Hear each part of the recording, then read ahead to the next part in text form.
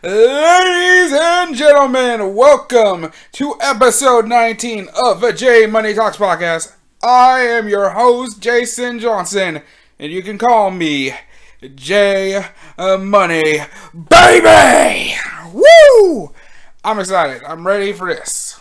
So, it is episode 19. We are live. It is Saturday, December the 5th, 2020, and I am excited for this one.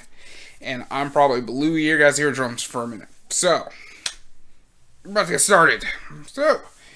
We have this one. We are taking this a light one. We're actually light, chill.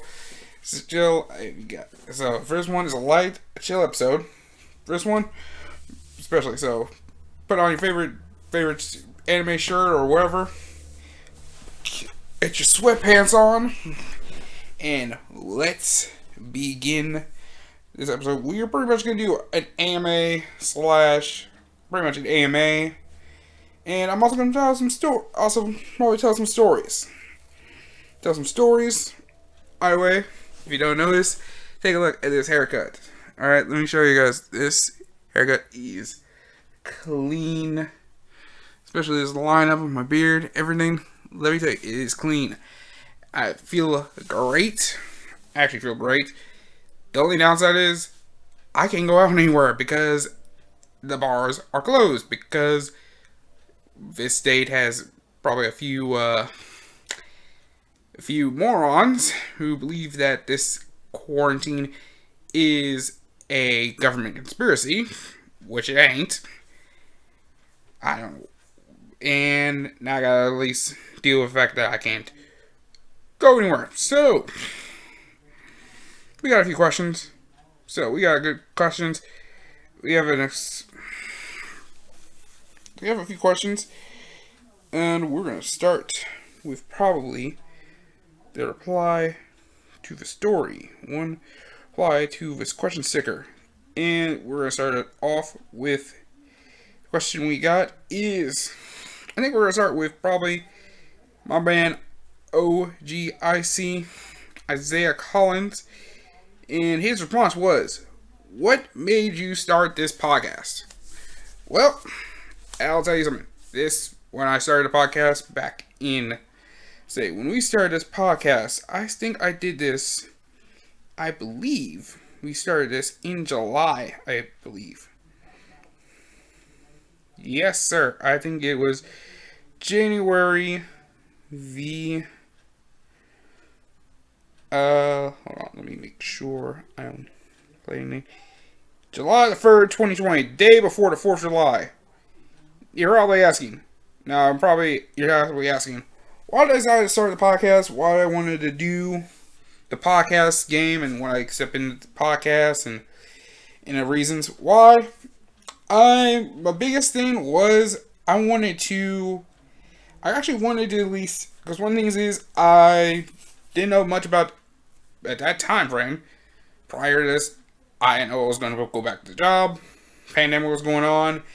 The big thing was I wanted to at least go back to YouTube again, go back into doing the YouTube stuff again. I did do YouTube back in the day. I say long before this channel, before it became the J Money Talks podcast channel, I did videos back in 4 or 5 years ago, and I kind of talked about at least things. A good chunk of them was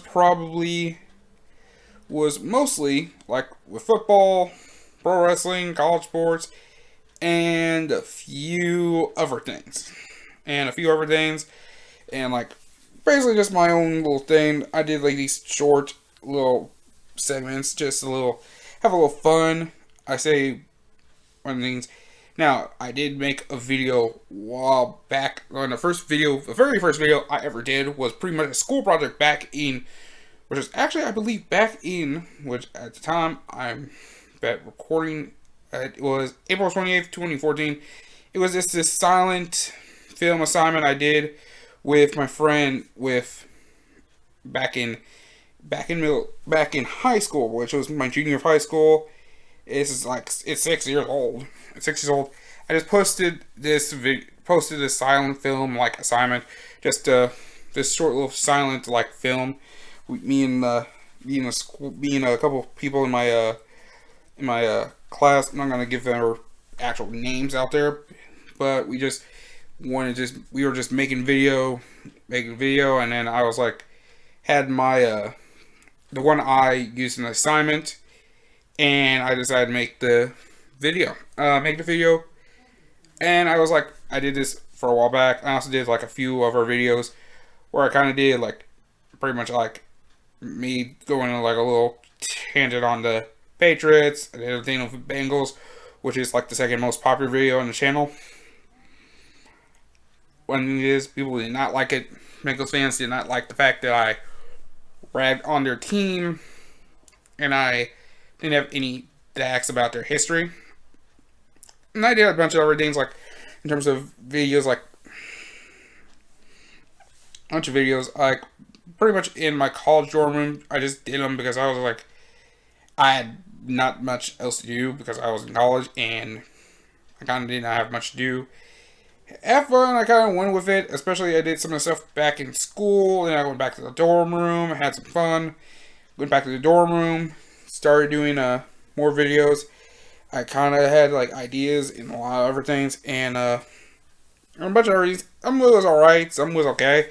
I did probably my very first takeover live reactions. Did a live reaction to Takeover Dallas, to NXT Takeover Dallas, which is me just reacting to my first ever show. First time I ever watched an NXT show, which was actually the first time I ever watched an NXT show, and this one blew up a bunch because I never knew NXT prior to. I knew NXT did events. I've heard their takeovers were good by a lot of people. This was the first time I ever saw it and seen the people who did it, and actually it was probably the best. It was actually a show. Let me tell you, that is a show. That was a show. I enjoyed it a ton. There were some matches I enjoyed it, and it's the most popular video in my channel. So I did a lot of things. I did a lot of like a bunch of smaller like live reactions to shows. Some were okay, some were alright. It was alright. Some did okay, and a few other things. And I did a ton of stuff, and I was like, and it did okay. Nothing. Some were like, and I was like, some were, I don't know what I was doing at the time, and it was just, and some of the stuff was okay. Some of the stuff did. Some are like average, like some are just at double-digit views. I never had that one where it's like the channel like blew up and I was starting off. Back at the time, you can actually start blowing up in some of the stuff. Some of the stuff, it was nothing that I did while I just kept doing more stuff and more stuff.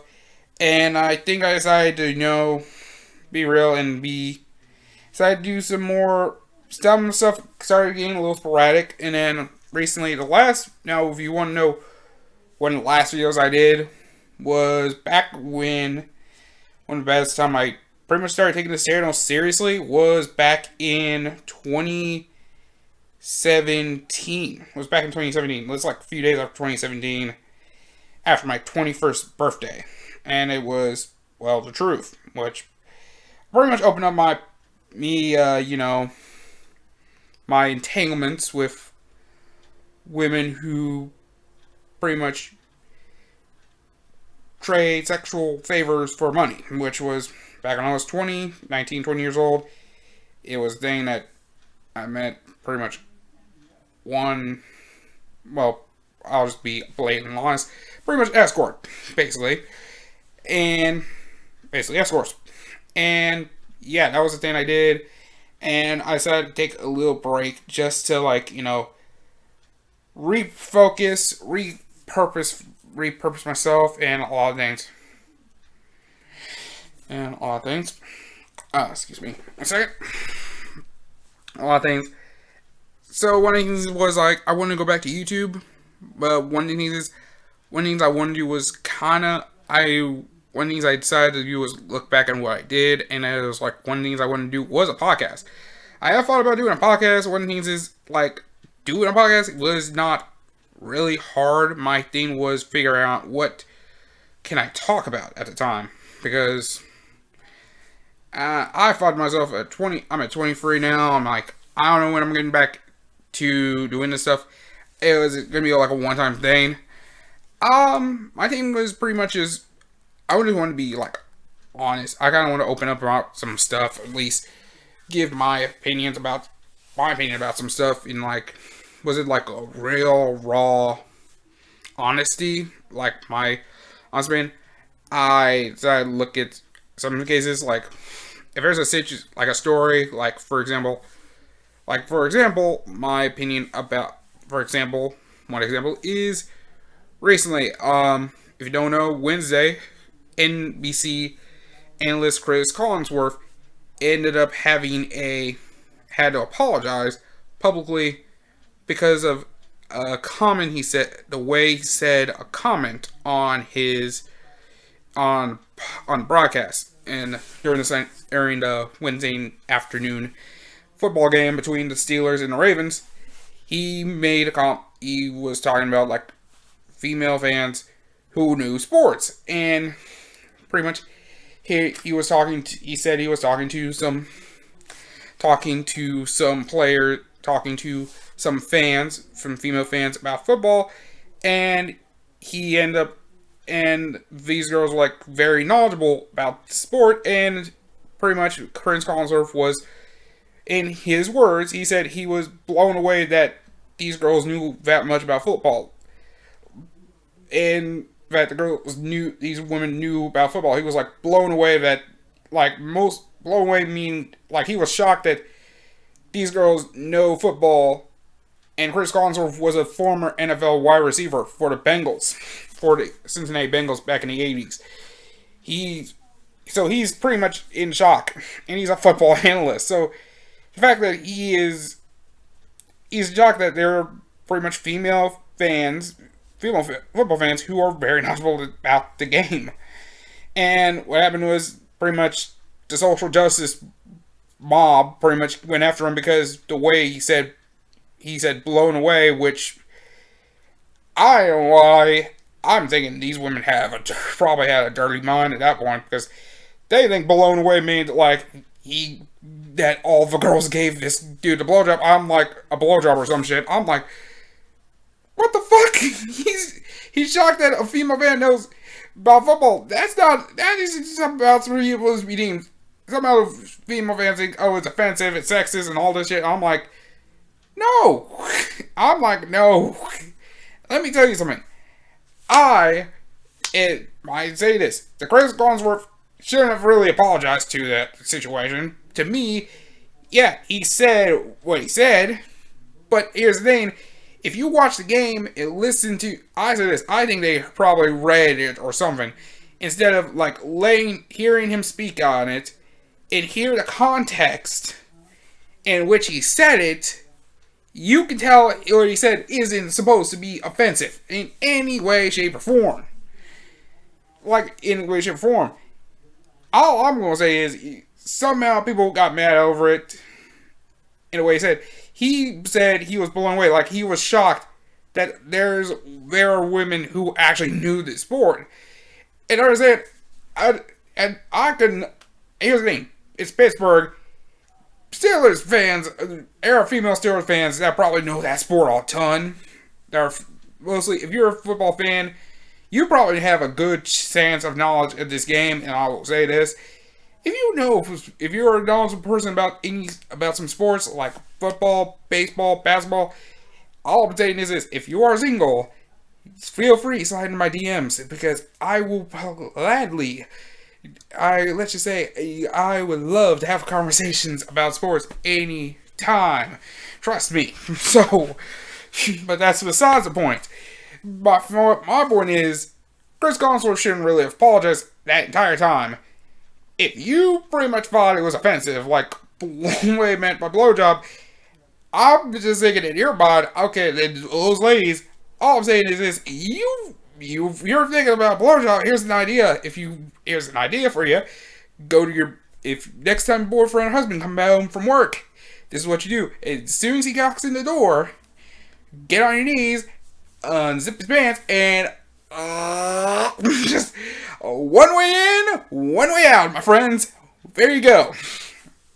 So yeah, that's basically kind of like why I do this podcast.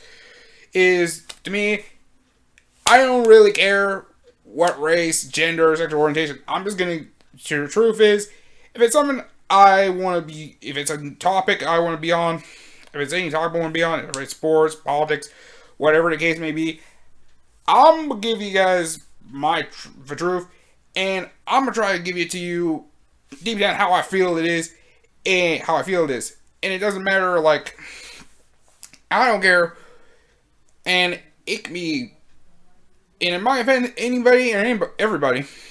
I might not be the smartest person in this drawer. I'm not the smartest person in the drawer, but I'll say this: if it's something I deep down feel, I'm just giving you guys my raw opinion, and I will give it to you how I deep down feel it is, and I'm just gonna try to go what you got. I'm going into that like some reptile shit. Like, basically, a good inspiration myself was I watched a good chunk of like the Joe Rogan Experience. Him giving up great opinion, neutral, like something that everyone can agree on, everyone can just have a discussion and think. Another thing is like Flagrant 2 is the Flagrant 2 podcast with Akash Singh and Andrew Schultz. They pretty much give a great opinion. Some stuff is not the smartest thing. Some stuff is kind of like a comedian's mindset. But some of them at least make you think about some shit. And you have fun with it. And I pretty much, that's how I kind of go about it. It's like, it gave me an idea, and then I'm like, trying to do a podcast I had something I wanted to do back when I was actually in college for a while. Especially when I did the radio stuff. Being the DJ was kind of fun. But I wish there was like segments.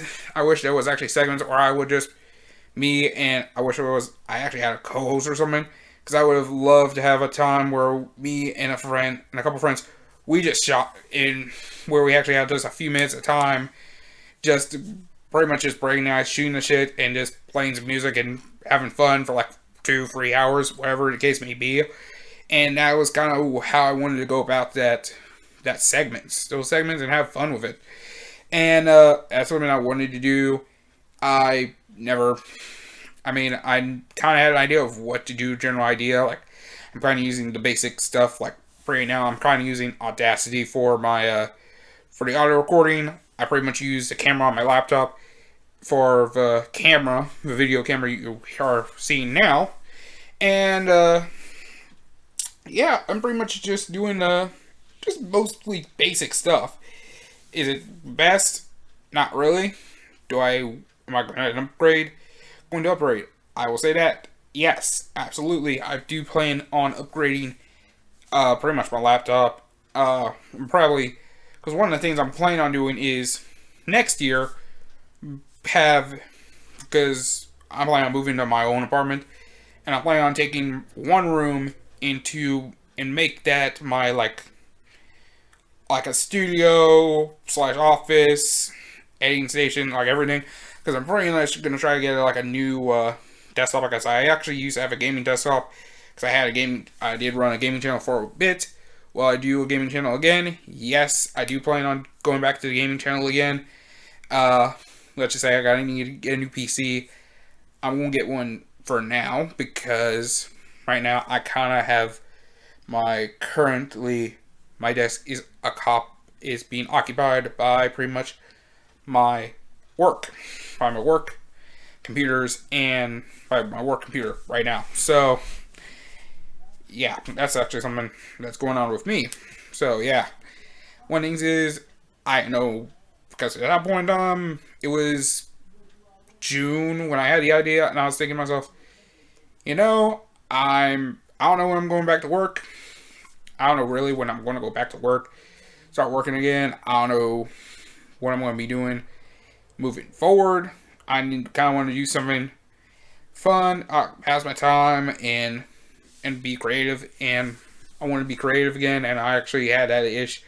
I'm like, you know what? I'm going to try at least do something I love to do. This is a project I wanted to do. I've always wanted to do podcasts. I've always loved to do radio. I love being someone who loved to entertain people. So this is one of the ways I wanted to entertain people. One idea is like some stuff, see if I can crack some jokes, have some fun, and enjoy myself and like enjoy myself to the best of my ability. And that's my mentality, which why I went about the podcast is like I'm at least bit my opinions, and then try have fun with it, and see if I can make some jokes or pretty much have fun with it. I always enjoyed having like this show, and do I want to have do I expect this thing to ever become the next Joe Rogan Experience or the next and Fred Laker 2?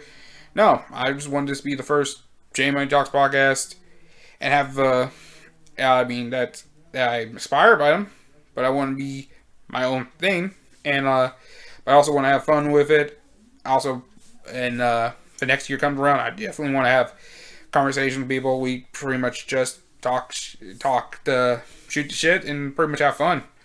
And that's kind of what my plan is for in the future. Hopefully, when this COVID stuff is done, we can actually have that again, and that's my focus moving forward. So, yeah, that was the. But yeah, that's how I kind of wanted to start the podcast. Was like, I want to get back on YouTube. I wanted to do this, and I didn't care much if I was gonna get no subscribers afterwards or not. I just wanted to do this, and I wanted to at least have the passion to do so. Show that I had the passion to do so. So, yeah, I see. Thank you very much for the question. It is a long one. It's to the teeth, but yeah, that's why I want to start the podcast. Thank you very much for the question, man. Thank you so very much. All right, we're gonna take a quick break, ladies and gentlemen. We're gonna answer a couple more questions. I'm gonna probably tell a couple stories. Some stories I'm gonna at least talk my own, because I want to talk about them a ton, because there's some stuff I pretty much like. I think one big question that I kind of want to do is the 3 biggest things I regret in life, which I actually thought about that one a lot. One big thing is probably another question. I think probably one of my worst barbershop incidents. Worst times barber fucked either my hairline or my face up. That's something I will talk about. And yeah, I think maybe a few other things. So take care, guys. We'll be right back. Thank you for watching the J Money Talks podcast.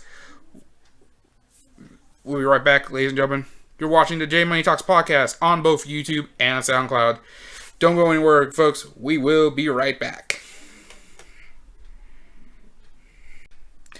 Alright, guys. Before we get into the next set of questions, I thought I'm gonna spit some free game to you, especially if you are a fan of, say, some Dragon Ball Z, or you're a fan of, say, Naruto, My Hero Academia, and a couple other animes.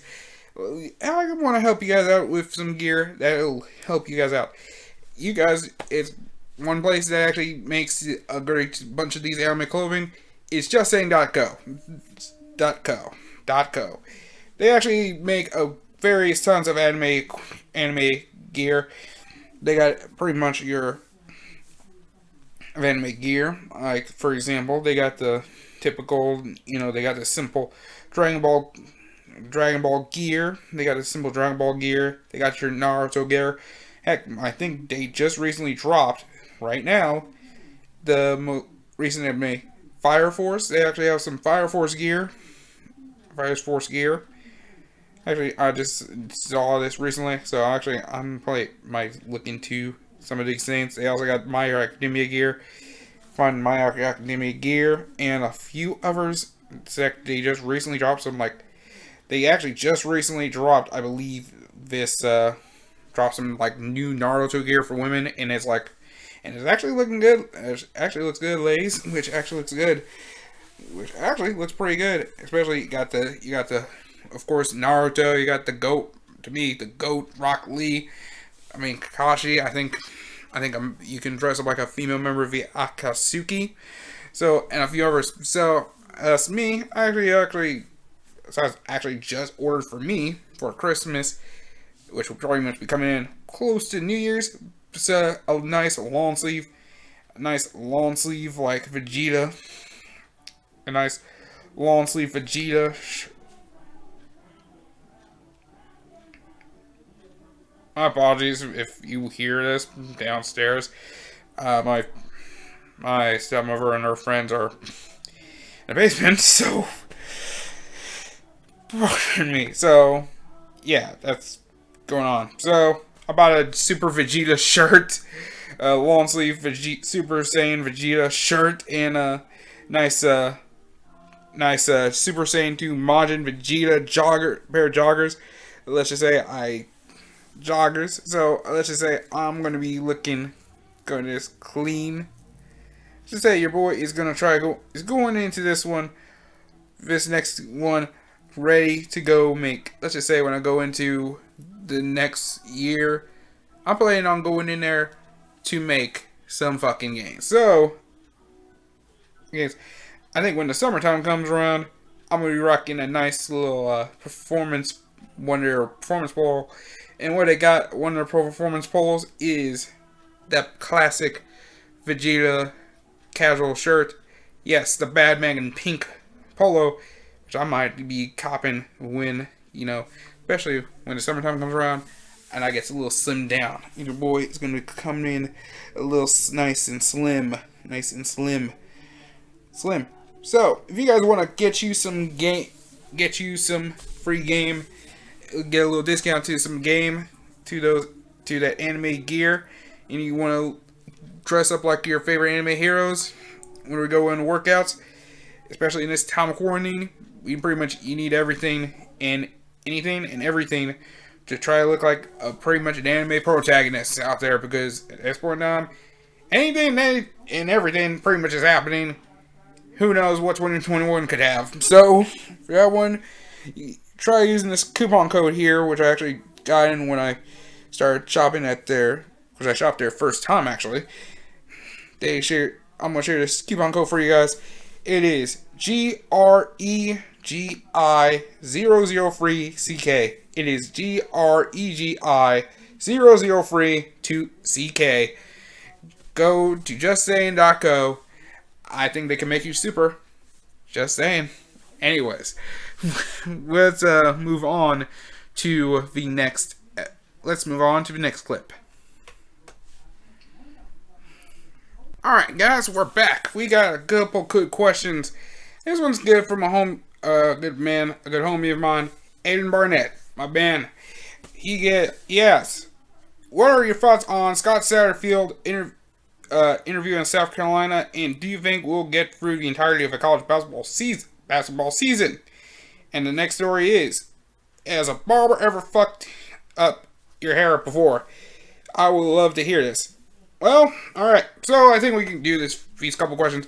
The part about the Scott Satterfield thing, what I've heard is that South Carolina reached out to him, but it was more of like a conversation, less of an interview. More or less an interview. It was more like they had a conversation with him, kind of threw maybe a little pitch to him, and see if any of it intrigued him, and he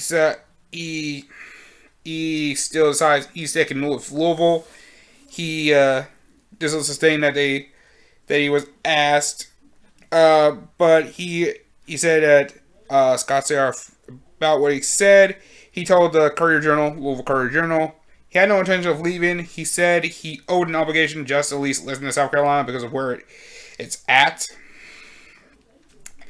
Like he said, he characterized, which several other sources confirmed to ESPN, they said on Friday that he characterized the conduct of South Carolina as more of a conversation and not a formal job interview. Louisville's athletic director Vince Starry said on Saturday in a statement that he was actually, quote-unquote, disappointed that Satterfield actually talked with South Carolina officials. And Scott and I spoke earlier Saturday, and he assured me that he's moving forward as our head football coach.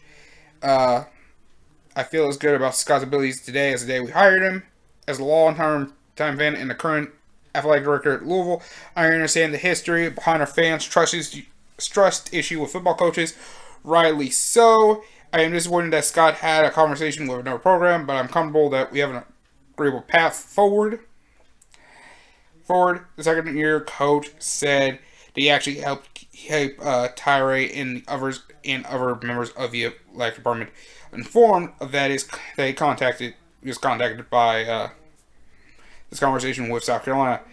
Satterfield told the newspaper that when South Carolina reached out, I told Vince they reached out, and I told him I wasn't interested in talking to those guys. Well, they circled back in a week, and so I said I would listen to what they had to say, and the reason being is that it's a few hours away from my parents. So I didn't know he was born and raised in South Carolina. I know he went to Appalachian State, which is in North Carolina, I think. But I digress. Or both getting older. I've seen him one time this year due to COVID-19. I went to listen to a conversation and asked what it is. I kept Vince abreast with that too.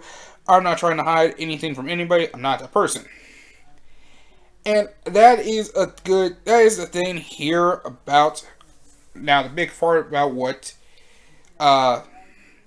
Vince Harris said is a big thing. I can understand this, a lot of UFL fans, we kind of do have a fan trust issue because when a coach does, because I understand something, if a coach does good in one program, there are other programs in other conferences, especially now, as South Carolina is an SEC school, football is a good brand, but is pretty much, an SEC school is pretty much one of the biggest conferences in the biggest conferences in nation, is best conferences in nation.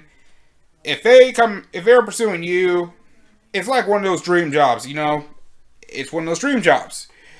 It's like one of those dream jobs, just like Texas, Alabama, Auburn, USC, like some blue blood programs like Ohio State, Michigan. That is a great job because the football program is the school that's a lot of resources in that football program, a ton, like pretty much new facilities, new equipment, all the nooks and crannies, everything.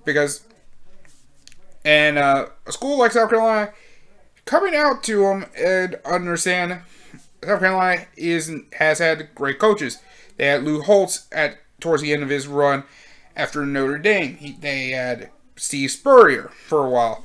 They also had Steve Spurrier and recently. So, of course, they would at least pursue a coach. Try at least pursue a big name to someone who has that energy to bring the program. Understand Scott Satterfield. This is his second year. He pretty much helped turn the Louisville program around after the bullshit we've dealt with Bobby Trino in his last season. Yeah, it's I can understand Louisville having this trust because understand among the past 4 or 5 coaches we've dealt with, they have somehow left this program. It started with John L. Smith, for example. John L. Smith.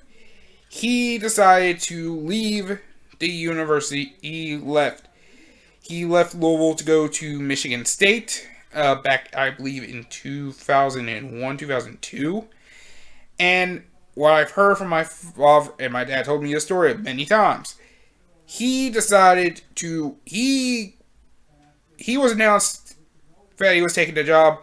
They announced this at halftime of a game, and in the interview, it was like, "Is it true you're going to another school?" And coach was like, "Yeah, I'm actually going to Michigan State." And yeah, and something that happened is John Smith left the program, and he pretty much said he was leaving during halftime of a game he was coaching. So yeah, let's just say that was a big moment. I don't know how fans have handled it, because I don't think John Smith was the coach of an opposing team afterwards, unless somehow there's an agreement where Louisville and Kentucky State decided to host a game between the two of them, like an exhibition game or something.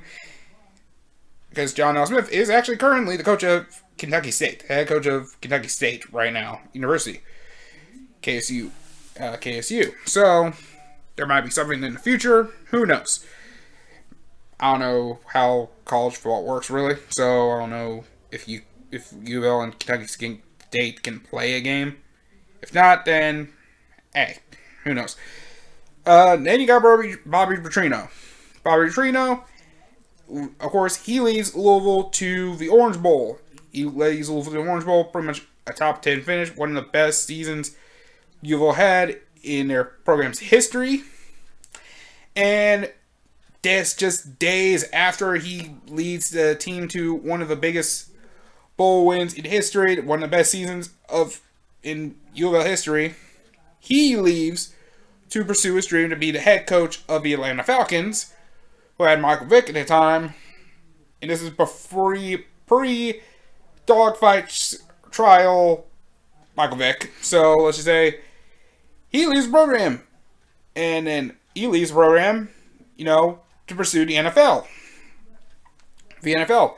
Next coach we have Steve Krafthorpe, who, let's be honest, in his first season, he went 6-6, but back then, there was not any bowl spots for Big East teams left, and let's just say there were some other teams that were chosen. Louisville ended up being the odd man out, despite being 6-6. And this is at a time where basically beforehand, there was not many bowls.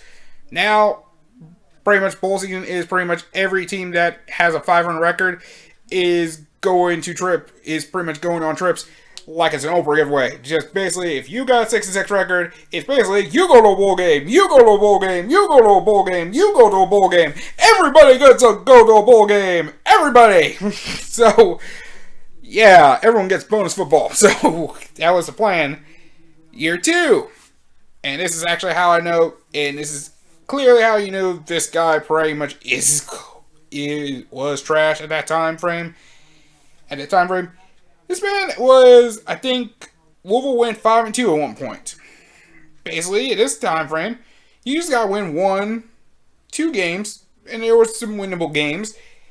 And you're in a bowl game, Okay, this is the second year, he gets a chance to go to a bowl game,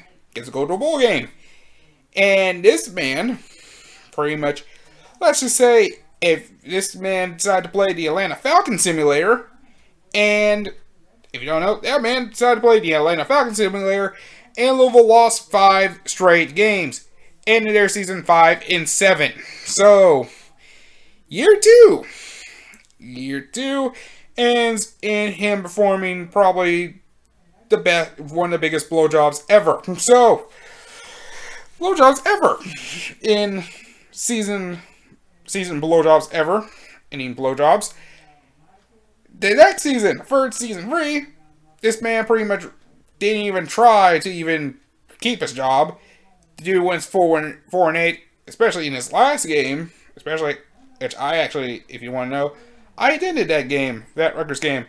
If you don't know, Rutgers pretty much tapped our ass like an oil rig. Pretty much, let's just say, and also I think back then, this is also Ray Rice who was a senior at that year. So pretty much I got to see a future Raven practically turn my team into a goddamn sperm bank. He's pretty much emptied his nuts all over Louisville that day. So, yeah.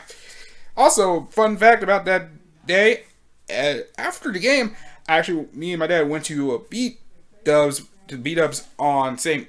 Matthews, and I was actually on a radio show, on the live, call-in radio show, post-game, if you want to know. I ended up talking, and I pretty much just said straight up, yeah, Steve Krafthorpe got to go. I actually just watched the game live. Steve Krafthorpe got to go, and honestly, George, and if you want to know, George and Krafthorpe, the athletic director, Tom George at the time, they were homies at the time. I pretty much told him like, yo, George, listen, I get it. He a homie. I understand you wanna give your homie some slack, cut your homie some slack. I understand. I get it. But dog, sometimes you gotta cut some homies off if he's doing bad. You gotta come off. So if you don't, you're pretty much losing your job. I don't know if me and a few others helped George listen, but yeah, pretty much the next day, George cuts him, and that then enters Charlie Strong, who ends up bringing the program back to where it needed to be, and especially in the Sugar Bowl with Teddy Bridgewater and my man Devontae Parker, former Ballard Bruin, and yeah, after his fourth year, the year after Teddy and Devontae Parker and the others pretty much helped bring Louisville to pretty much helped kind of play the role of helping Louisville become a ACC school. Charlie Strong was pursued by the Texas Longhorns, by Texas, University of Texas, who at that point in time was pretty much decided to fire head coach Mack Brown, who led Texas to, of course, the 2005 Rose Bowl and a national championship, and also led him to another national championship with Colt McCoy and that Longhorns team before they were dominated by Alabama. Before they got dominated by Alabama with Mark Ingram Mark Ingram leading the pack. So, yeah. So, Charlie Strong was offered by Texas to be their head coach. And, of course, at that time, Texas is one of the biggest, if not the biggest, traditional college programs in the nation. They had tons of money, resources, facilities, because let's be honest, Texas in football goes together like apple pie and ice cream. Apple pie and ice cream. So yeah. Charles Strong leaves. He goes to Michigan. He goes to Texas. And then guess who's back? Bobby Petrino. Even though he pretty much left our asses to go to the NFL, who pretty much quit, like almost not even a full season, leaves for Arkansas, and got fired because he decided to have an affair and got into a motorcycle accident with his mistress, with his dumbass mistress, who he ended up hiring to be an assistant for his program, which was pretty much, I guess, to be a cover which is a cover because I'm probably sure this was probably her at the office just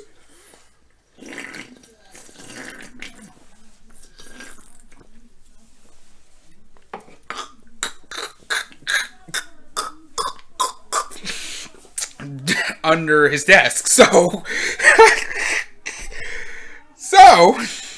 he comes back after a year stay at Western Kentucky, and after getting fired and spending a year rehabbing at Western Kentucky University, he comes back to Louisville, and he helps pretty much leads Louisville into pretty much a new era of the ACC. He ends up getting probably this great diamond in Lamar Jackson. Oh, nothing special. Just probably who ends up becoming a Heisman Trophy winner. And let's see, one of the hottest pretty much quarterbacks in the league. And just last year won the league MVP and is currently on one of the best teams in all of football. Ravens, the Baltimore Ravens. He pretty much decides, gave a lot of credit at the time to Lamar, and not much to anyone else, despite the fact offensive line, defensive line, and everyone else played a part and helped Lamar, helped the Cards get to where they are in the ACC. And let's say he ends up losing a bit of the locker room. Locker room decides not to play. This became a thing. Year 1, it was okay. Year 2 was amazing, and was probably a chance whereas Louisville can actually had a chance of going to the ACC title, could potentially go to the ACC title game. There's a chance Louisville could get into college football playoffs, could become a national champions at football. And ends up blows the game against Clemson. We lose the game against Clemson. We have a chance of, then Clemson screws up. Then we end up having a chance of controlling our own destiny, where we had to beat the Houston Cougars at Houston. What happens? Louisville side pretty much fought to themselves. Oh, this is Houston. These are a bunch of scrubs. We've beaten them before when we were in the Conference USA with them. There's no way we're going to lose these scrubs. And what happens? Louisville gets their asses handed to them on national television. Next, we lose to them. All right, we got Kentucky. And okay, it's Kentucky. We're bad this year. Come on, there's no way we can lose to them. Oh, what happens? Kentucky does not play sides to come in, proving, hey, we ain't got the best season, but hey, we're gonna at least whoop your ass on your field. Coming to whoop your ass on your field because it's a rivalry game. What happens? Louisville chokes in that game. Kentucky comes from behind and wins, and we lose a chance at the ACC title and pretty much playoff. So, okay, we end up playing in a New Year's Day game. I think a ball game on New Year's Day against LSU, a great SEC program. Hey, guess what? This is actually a good chance to prove, hey, despite a couple losses, hey, this is an big SEC school. This is a big bowl game. Let's go out there. Let's prove to them, hey, Louisville is a dog. Plus, Lamar Jackson is a sophomore. He just won a Heisman.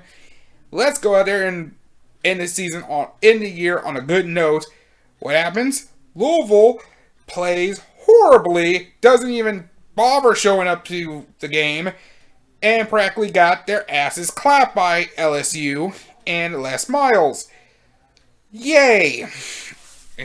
Yay! And let's just say Louisville felt like shit. Next year, pretty much the offense, somehow Bobby Petrino forgot what made us great, and somehow we pretty much forgot what made us good in the first place. Tries to make Lamar a pocket passer when he is clearly a guy who is good at RPOs. And let's just say this. In the rematch, then we have the rematch against Clemson the following season. Okay, we pretty much barely beat them. This is the rematch. Let's prove to them, like, hey, this year of yours is no longer yours. Also, they just won the national championship. Let's prove to them, hey, you guys won the national championship. You guys pretty much done what we should have done, but in this case, you're in our turf. And what happened was you won your game at your turf. Guess what? You're now on our turf. You aren't coming here and winning this game. You're coming here to get your asses kicked and pretty much go. And we're going to prove to everyone here on national television, hey, this is our time. This is our conference now. This is our year. And what happens? You pretty much get pants on national television. And that is a day, and let me tell you, I was at the pregame. I was at the college game day prior to this. And I pretty much remembered seen this game and pretty much at that point had to call my father to pick me up because let's just say some of those Clemson fans that wanted to talk shit, I don't care how drunk you are, I was going to pretty much curb stomp the fuck out of any and all of them. And it doesn't matter if you're a man, a woman, or a child. You were going to get the boots. You were getting stopped by my 10.5. Okay? I'm not going to hear you think that Louisville the U of L football team was candy that day. Louisville fans will whoop your candy ass. So, Louisville gets clapped. The rest of the season doesn't go too well. We still make it to a bowl. And I think we still played bad to a Mississippi State team. We end up firing our offensive coordinator, who was a great player, who ends up going to Mississippi State. Who do we rehire? Who do we hire to be the offensive coordinator? Was the offensive coordinator for Mississippi State that they fired. Basically, we technically just did a coach swap. Thinking this is an episode of coach swap. What happens? Mississippi State offense does well. Louisville's offense does bad.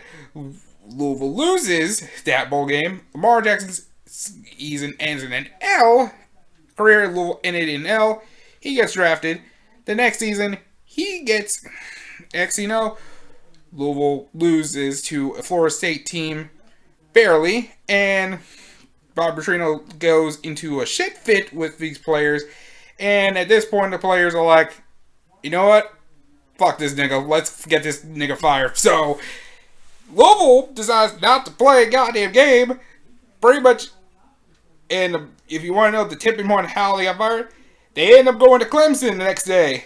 Gets embarrassed by Clemson, and also, comes in relief. Guess what? Clemson's boy, Trevor Lawrence, the projected number 1 pick this upcoming draft if the Jets decide to perform the Cleveland Browns special, aka 0-16, ends up playing relief. And actually, I think was a relief. Comes in a relief, or actually started a game. He balls out, and actually, if you want to know one of these that pissed me off, he ends up I think Clemson scores a touchdown at the end, towards the end. The wide receiver that caught the ball, this touchdown pass, was Dabo Swinney's son. Yes. The moment you let the coach's son score on your ass in a game, I don't know, blowout, that signs of you deserve to get the fuck out of here. And me, and I think the rest of the city, all agree at that moment.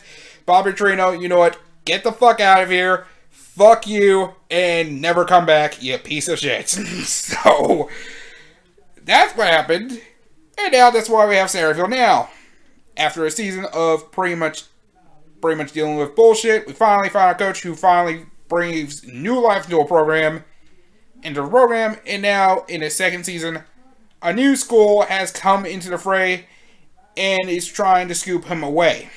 Pretty much trying to scorpion snatch his ass out of Louisville again. And we're thinking, oh my god, is this Bobby Petrino 3.0 again? Like, is this Charlie Strong 2.0? Like, what's going on here? I don't think it's gonna happen. To me, now, do I think this is something that's gonna happen? Are we about to experience another coach leaving this program? In a history of coaches deciding to leave Louisville? I say, this particular case, I don't think so. Because here's the thing about South Carolina. South Carolina is in the SEC, but they're in the East Division of the program. There are 7 teams in this program, okay? You have Georgia, Florida, Tennessee, Kentucky, South Carolina, Missouri, and Vanderbilt. This is probably, I believe, in this case, the packing order. As of now, it is Florida, Georgia, Tennessee, Kentucky, South Carolina, Missouri, Vandy. Okay, understand. South Carolina, you are pretty much, in this case, the bottom 3 of your division. The question is, at this moment, you have just fired fired Will Muschamp, a coach who pretty much was trash at Florida, was actually a trash head coach in Florida. I still don't understand how he's a head coach still. I don't know why he's a head coach in football to begin with. Was a head coach still. I don't know why South Carolina decided to give this motherfucker a second chance. Give this guy a second chance. But that's the case. But let's be honest, but I don't know. So South Carolina, you're fifth you're pretty much in the pecking order of your division. You're fifth. You're fifth in you're pretty much right now currently fifth in your pecking order, in the pecking order of your division. So, this is what it is right now with South Carolina.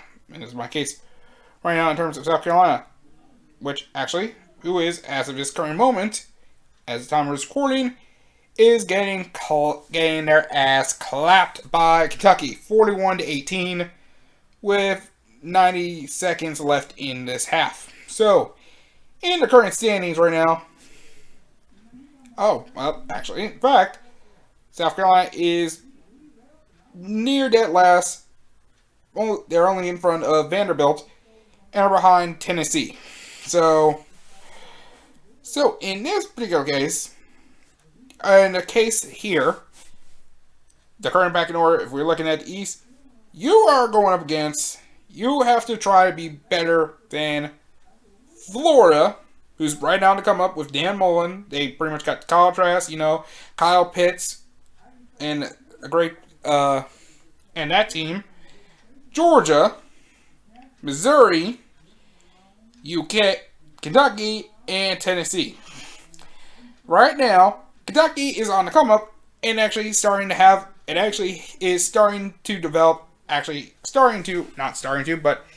developed a culture in their program. Tennessee is known to has a culture in their program. Missouri, you don't hear much about them, but they have a culture in their program. Georgia, they have an established culture in their program with Kirby Smart. And then you've got Florida, who is starting to build a culture, rebuild their culture with Dan Mullen at the helm. Right now, among all these teams, there's no team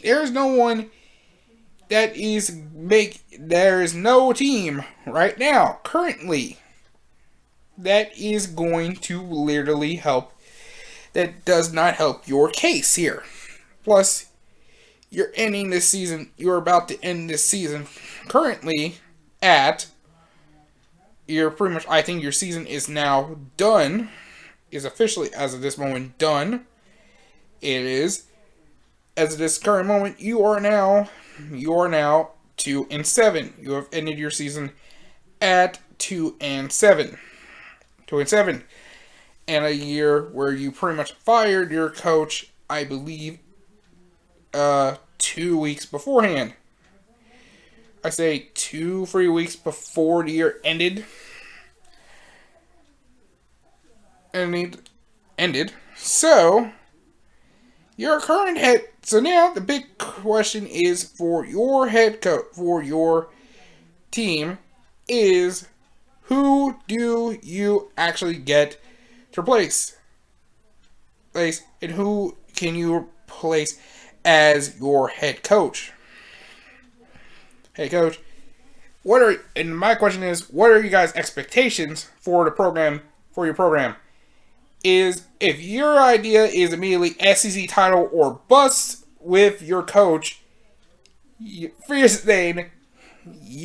only way you're going to get the SEC title is if you win your division. Right now, there are teams that are already ahead of a curve for you, is getting recruits, and is already ahead of a curve for you.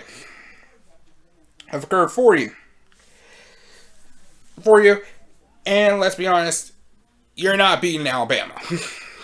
You're seriously not. You're not going to beat Alabama. You're not going to be capable of beating LSU. You're not going to be capable of beating Auburn. So let's.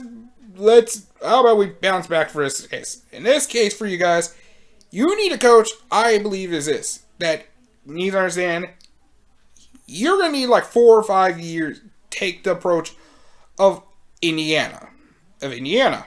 Currently. If you don't know, Indiana, at this time, 4 years ago, was back then trash. We're sorry.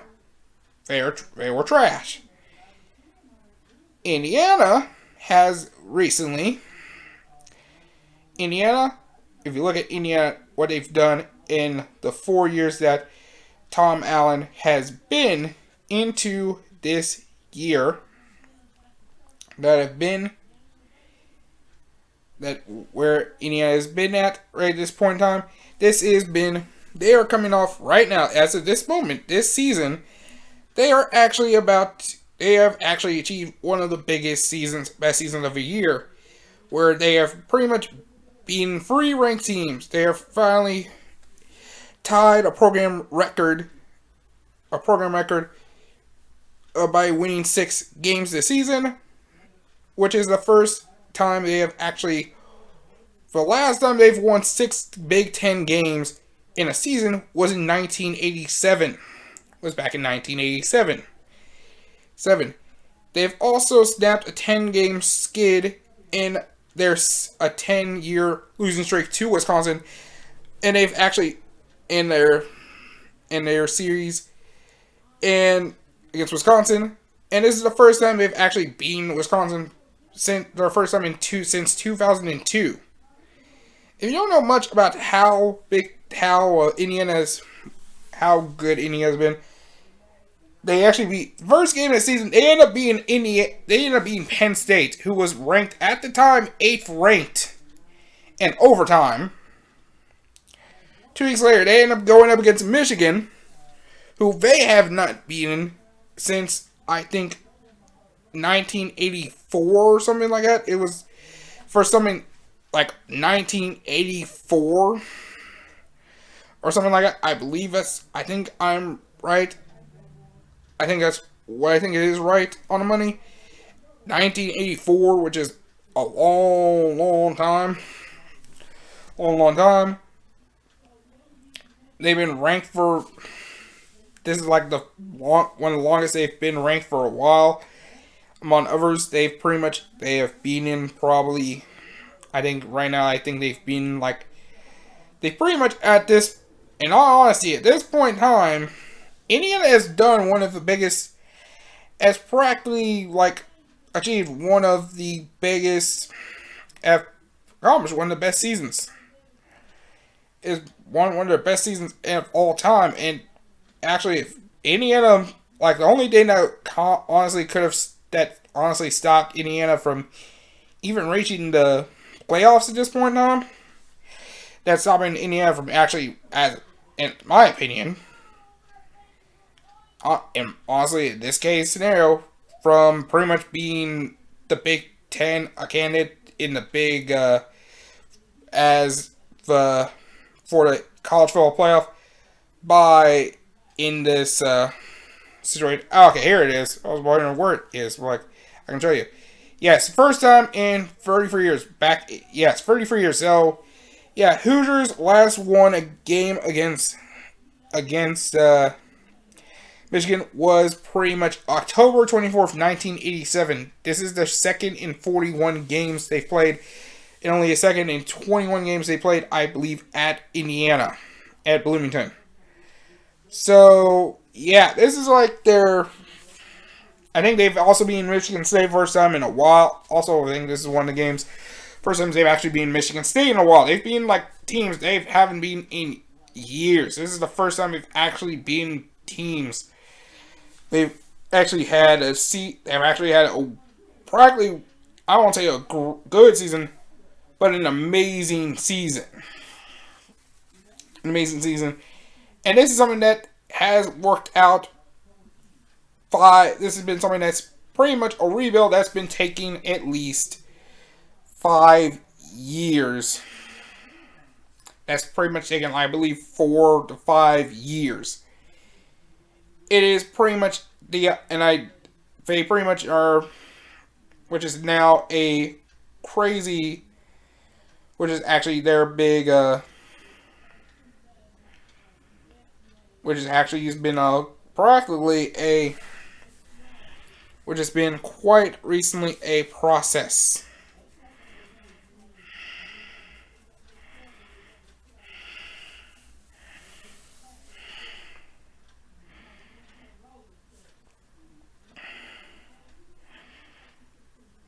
Yeah, this Tom Allen era was back in 2016, which was 2016, which was back in 2016, and it's been a thing that has been going on for probably years. It's been going on for years. Like, for example, 2017, the users ended up going 5-7. The next year, 2017, 2018, little Indiana goes 5-7 again. Ends up going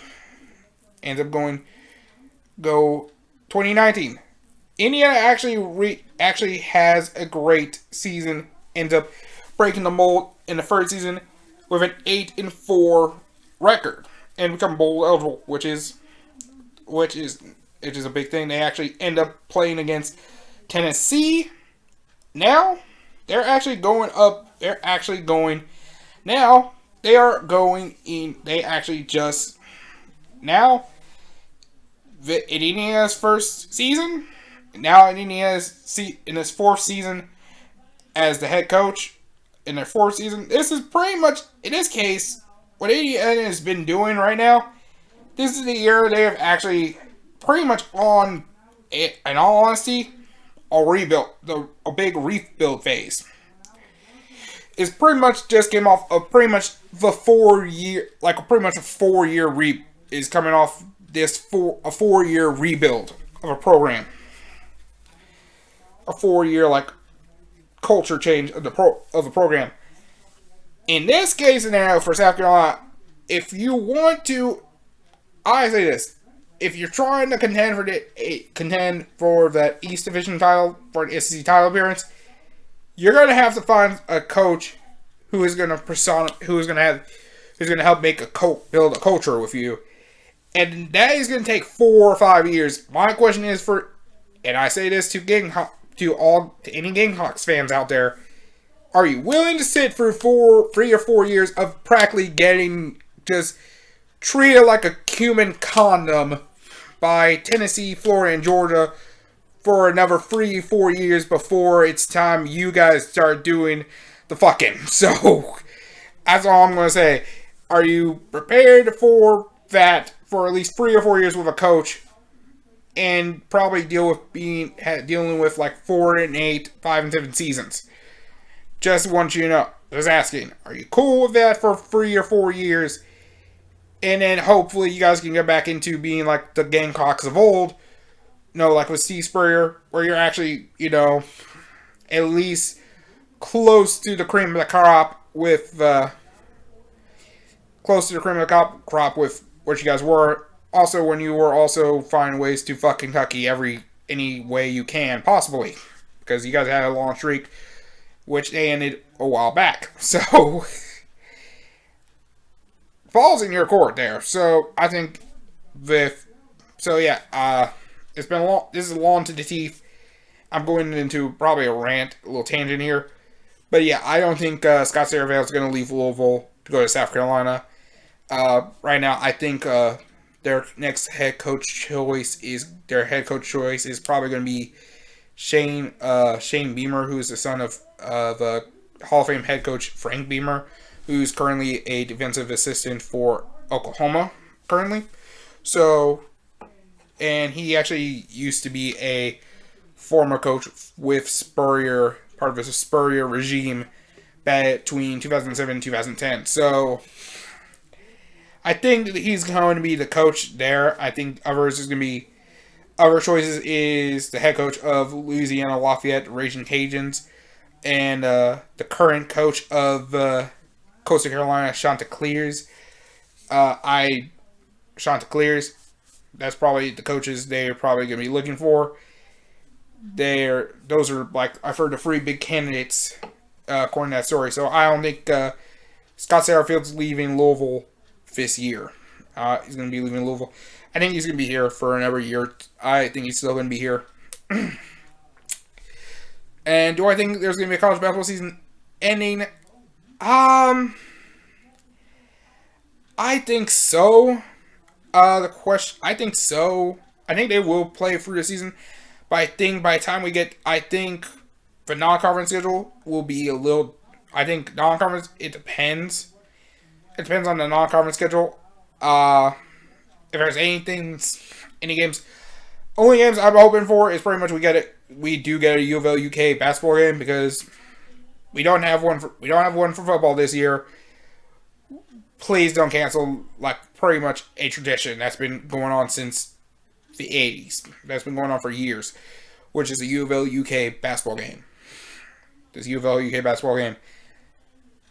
Because that's a one-day year, we all come together, also talk shit, and let's just say it was a fun night, because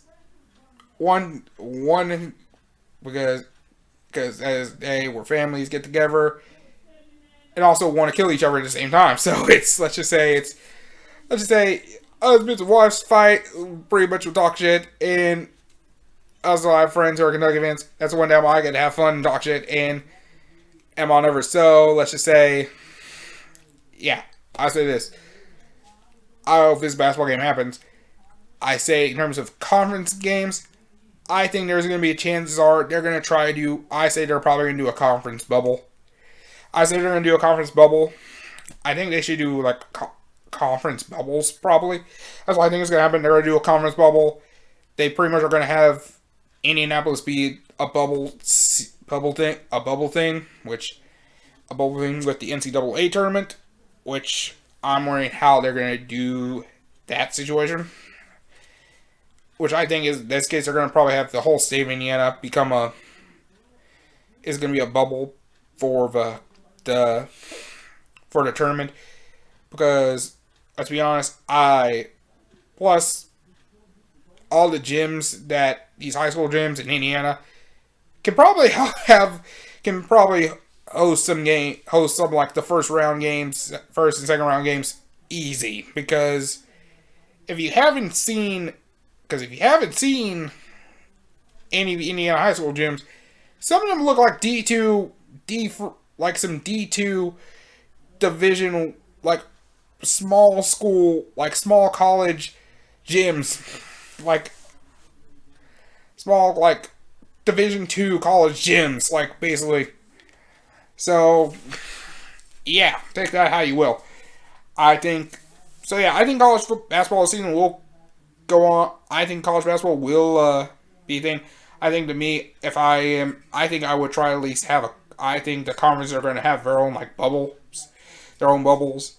And I think depends on how, I think the big question is how I think the traveling portion is something that is questionable.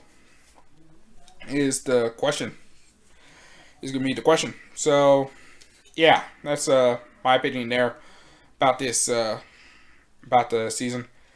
And let's see, story about now. The last one was the story of a time I had a barber experience.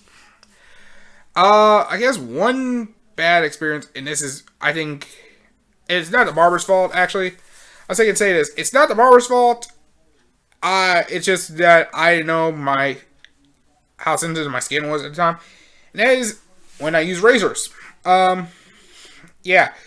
If you want to know a fun fact about me, when I shave, when I pretty much anytime I take down this beard or do a lineup or anything, I cannot do I realize I can't do like a straight razor. I can't use a straight razor. I think actually, this is not my fault. Actually, this is something I did. Me and my dad did first time. Actually, myself. Actually, so actually, that's something I'll do in a minute. I don't have many like bad haircuts or bad experiences getting haircuts. But getting haircuts. any bad experiences getting haircuts. Getting any haircuts. And that is getting haircuts. The only thing I remember was like when I was a little kid. I went to one barbershop.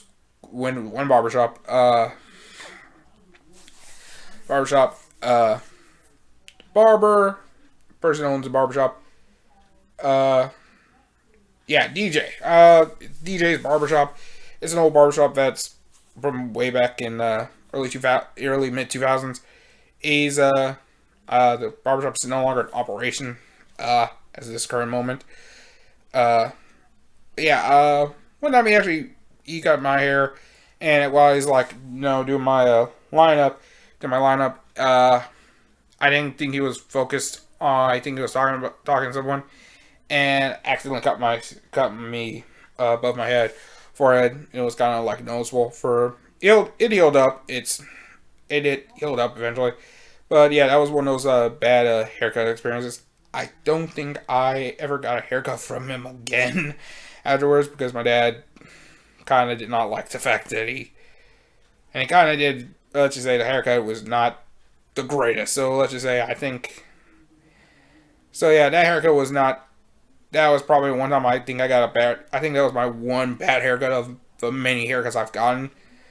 The one I was going to talk about, this is actually me, and this is something I didn't know at the time, was the first time I actually shaved by myself. And this is something my dad taught me. And turns out, what happened was, my dad taught me how to actually shave. I was using an actual Gillette razor. One of the things I wouldn't do was, my dad taught me how to shave with a Gillette razor. What happened was, I actually did do a shave. Shave my face. Use actual razor, shaving cream, all that stuff. And after I did it, had my face look clean, look good, close. Let's say the next couple of days afterwards, I had horrible razor bumps. Like the chin, like every part of like this face was all like razor bumps. It was just horrendous. Let's just say my face. Let's say I broke out. Like I actually have very sensitive skin. I honestly cannot do any way, shape, or form any razor, like a straight razor, any like Gillette. One thing is, there's a thing called a 5-star, which actually runs it very close. I used it before. I'm okay with using it. I just pretty much have to like use a facial cleanser. Pretty much have to wash my face and make sure not to for a few days. And usually I don't get as many bumps as before in the past. So it clears up. I don't have as many bad bumps. But yeah, that was something I did not know. I have very sensitive skin. Facial skin. So very sensitive skin. And only thing I can use pretty much to shave my beard I have to use a standard beard trimmer. So that's actually the one experience I've had. So yeah, thank you very much for your question, Aiden. Okay, we're gonna go ahead and take a quick break. We're gonna move on to our next segment. We're gonna take a quick break, and we're gonna probably have a couple more stories and maybe a couple thoughts. I think one question will be the 3 biggest things I regret in life. If there was a chance, if I had a time machine, it were probably 3 events I would have talked. If I had a chance of going back, I would go back in time to these 3 events in my life where I would have probably convinced myself to either not do this or not give up, or something that probably was, I should have told past me, hey, this is a bad idea. So, we'll be right back, guys. You are watching episode 19 of the J Money Talks podcast. Don't go anywhere, folks. We will be right back.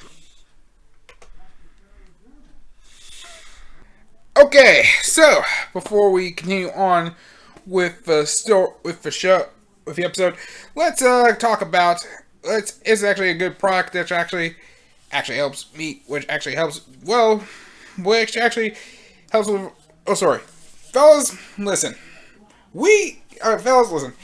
It's not hard to find like tools, to help clean ourselves up, make our face look good, and everything else. You don't have to go crazy in this stuff in this day and age. You don't need to go. Okay, so in the store, there's a lot of different. There's all these stores that all these like big companies like Dove and all these stuff sell you like these. Always sell like a bunch of different types of body washes. Some have these 475 in one body wash, hair, shampoo, conditioner, motor oil, lube, combos. You don't need any of that. One company that helped me out is Hawthorne. Hawthorne is simple. You take this quiz. You just take a simple quiz. It asks like what type of hair you got, what type of skin you got, what type of body you have, like sensitive skin, or like basically you answer this quiz and then they make products condition to you. Let me tell you, like I got here, two things helped me out, especially when I said about my face will break out when I use the razor. Guess what? When I shave, guess what? It helps me out. This combo here, fits right here. This is the face cleanser. I put at least you just wash your face, you add a dime size amount into your face and neck. You just move it on there, lather it up, and pretty much in a few seconds, you pretty much rinse that bad boy off. Rinse it off. You just dry off, and then you add next that face lotion. It helps moisturize your face. Unscented. Let me tell you guys, I use both. I have used both of these things. And let me tell you, in the beginning, I had a ton of acne. Let's say I've had some acne. Let me tell you, after a few days of using this combo for a bit, let me tell you, face clean, clear. I look great. I don't have that acne. I don't have that acne no more. Especially any razor bumps, non-existent. It works. It actually works. Trust me. Go to Hawthorne.com.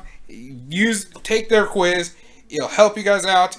And they come in this packaging, which is great. Especially, and I say this, fellas, if you live on your own, if you got a female guest, and she goes to your bathroom, she sees packaging like this, she knows this.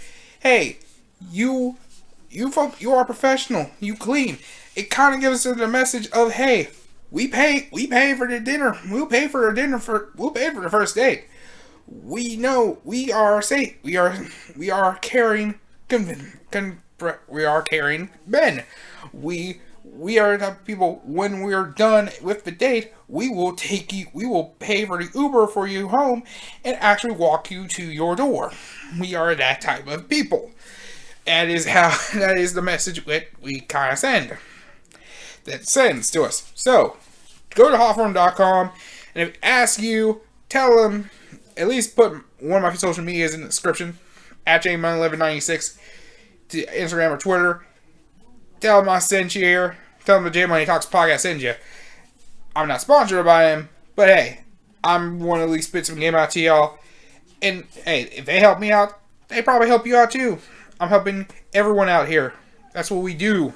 Especially get this, do the quiz before Christmas.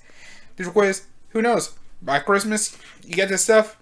By the time you get into 2021, maybe when this quarantine, maybe we actually start, taking the quarantine seriously. We actually start, wearing our masks and stuff.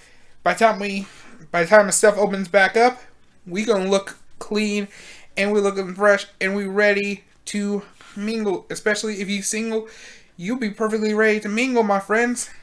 Trust me, I got y'all. Go to Hawthorne.com, baby. Now, let's go back to the show.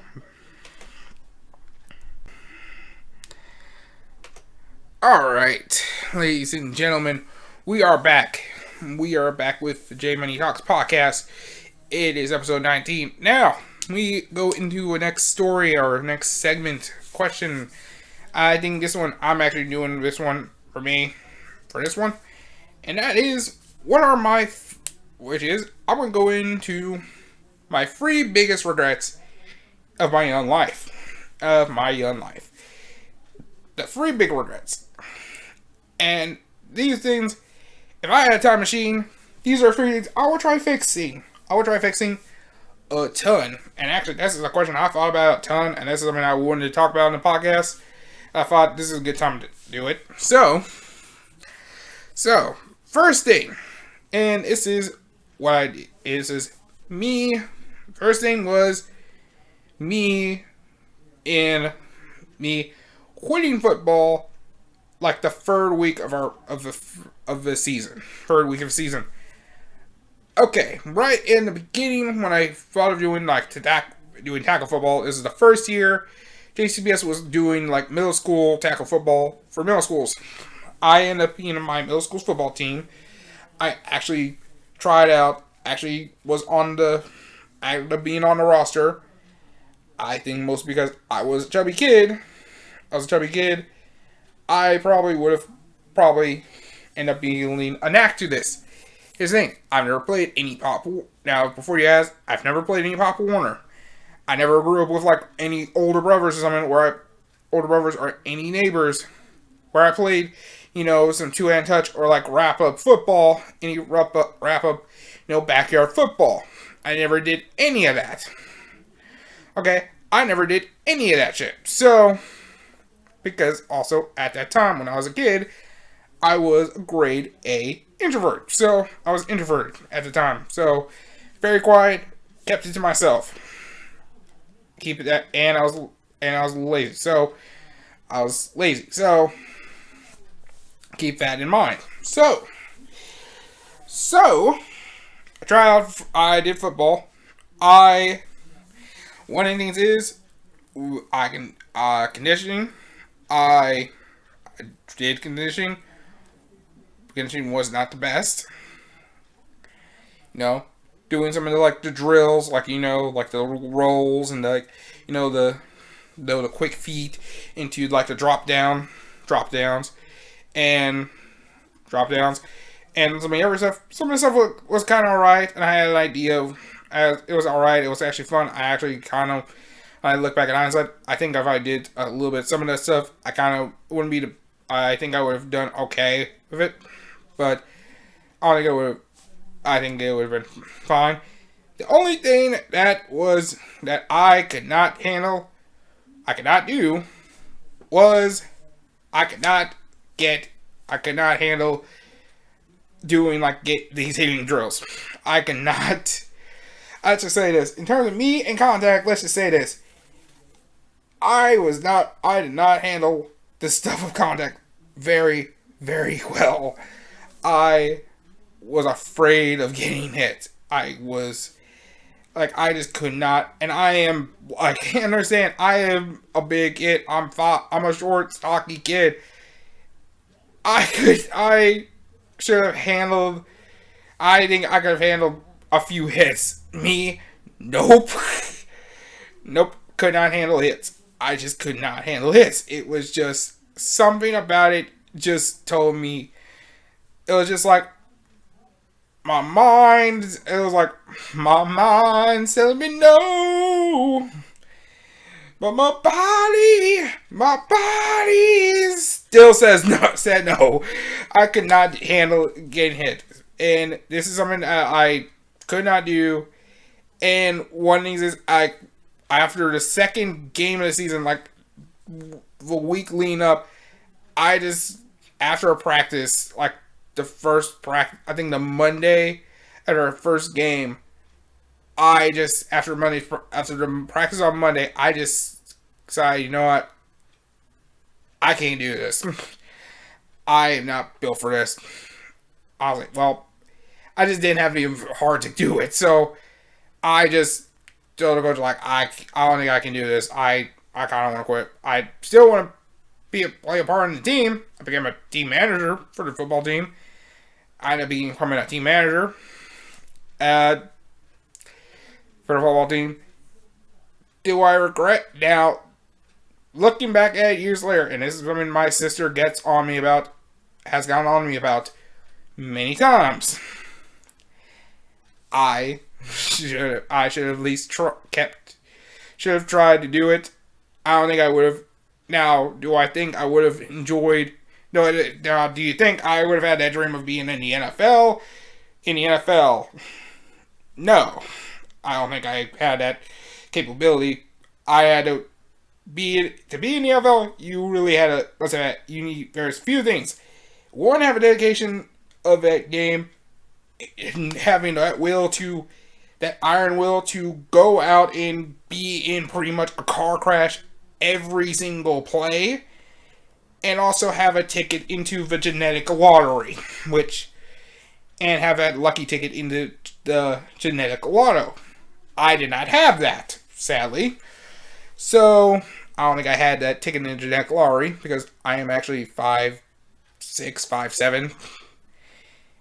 By the time I actually lose this weight, the only position, really, the best possible situation of me playing in the NFL is if I become like, say, the short Ray Rice type running back. Basically, one of those cannonball downhill runners with like the strong legs, like a Saquon Barkley, Ray Rice type running back. So, yeah, let's just say I would pretty much have to constantly keep bouncing around, getting hit constantly, and bouncing around, and pretty much. Plus, I'm just saying I don't want to be one of those. I'll be humble if I get hit hard by somehow, like one of those hit hard by like someone like freaking Aaron Donald or like Calais Campbell, like those big dudes. I'm just saying, because them motherfuckers would pretty much could pick me up, and probably if they felt like it, they probably could carry me and pick me up and just carry me to the end zone if they felt like it, for safety, if they felt like it. And who knows if they decide to let me down gently. If they decide to just let me down kindly, just lay me down. So, yeah, that one. Do I wish I actually stuck with it and maybe see if I did have the NFL capabilities?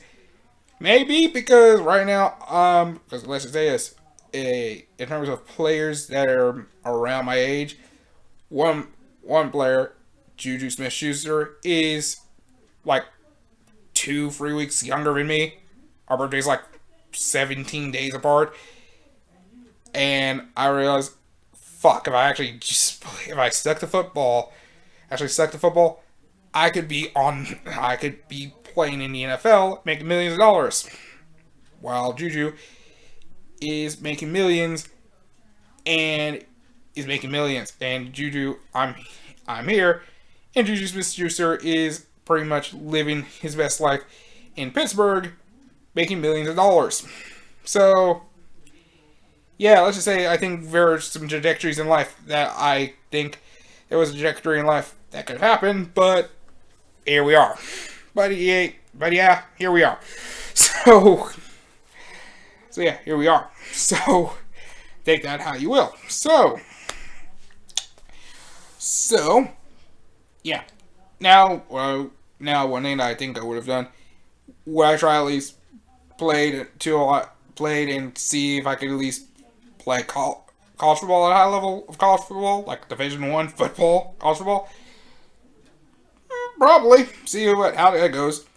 I don't know what team I would be on, but let's be honest, being on college football, especially Division I college. Woo, buddy. Let's just say whatever college I decided to go to at that point in time. Let's just say I think I would have probably been one of them big dogs on campus. Let's just say I think like I would have felt like I was one of them big dogs on campus. So let's just say I would pretty much By the time I come back, let's just say, I think by the time I get back to Louisville, I probably had, let's just say the body count would have been a different story. I probably had a different body count. But I think the only thing I would have biggest thing I regret about it is I didn't really take this workout seriously. I didn't take working out seriously at that time, like now. And looking back at it, if I actually let's say this, I actually took it seriously. Even if I wasn't good enough to be in football, I would have at least tried to keep up with like the conditioning and like the conditioning. Even during the off seasons, try to focus on doing the push-ups, sit-ups. Because actually, if I kept up with it, like the body weight stuff, I would have had a good base. Because understand, when you're a teenager, you work out as a teenager. If you decide to start working out as a teenager, you're doing the running and doing like the body weight stuff. There's a thing called newbie gains, which if I decided to do it at 14, 15 years old, woo, buddy, let's just say by the time if you saw me freshman year in high school, the person you saw then, if you saw me with newbie gains, let's just say, oh, buddy, I'm just saying, I think my confidence would have shot up because then I had the body up. I felt like I had the confidence of pulling up on any girls and just, I don't know, I don't think I would have said I was on a football team. I would probably said I was a freshman. I play some sport or something like, I could have said I played basketball and just see like what's good. I'm like, that's good. I'm like, who knows? But yeah, I think that's one thing I regret is taking a workout seriously. Now at 24, I'm pretty much, I kind of have a drive of, trying to at least work out, make some gains in like looking good now later in your life. But I feel like I could have kickstarted that progress 10 years ago, and let's just say your boy would have looked a whole lot different. That's what I'm saying. That's one thing I regret. If I went back in time, I would have told like past me at that time, like, hey, don't quit this. Don't quit. Like, you started this, finish this, and trust me, I should have said me in the future, trust me, I think you will love the fact that you kept going, and trust me, when you look back at those memories years from now, let's just say there are some things I would have helped me out a ton.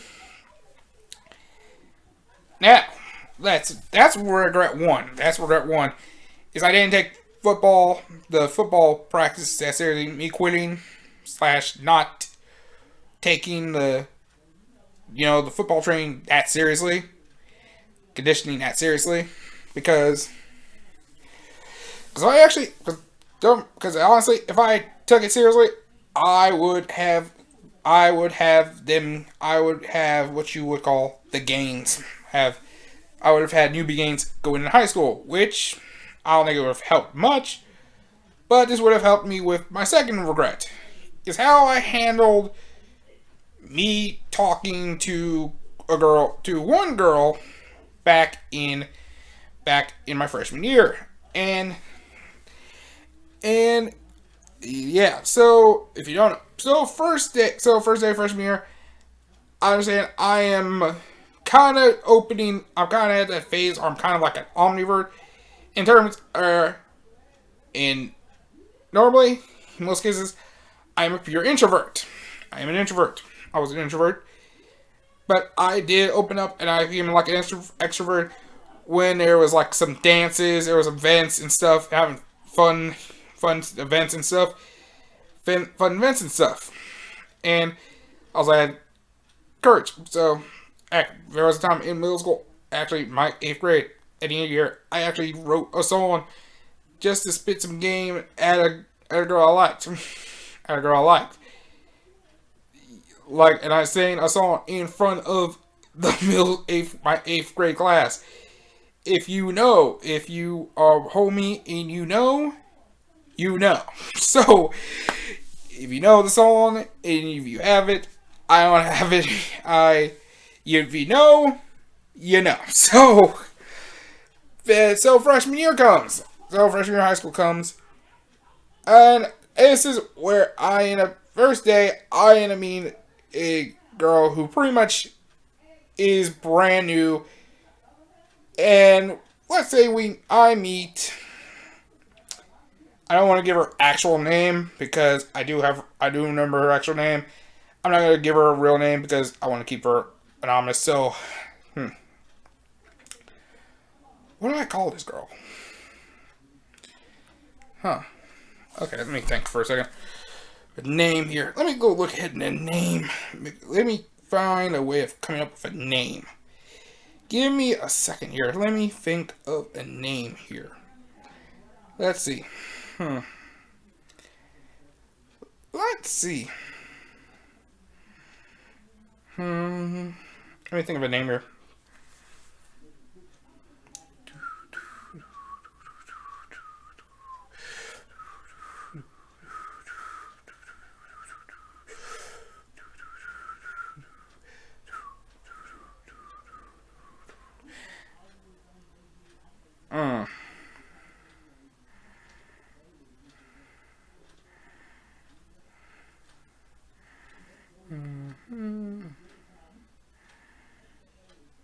Yeah, I can't really think of anything, so...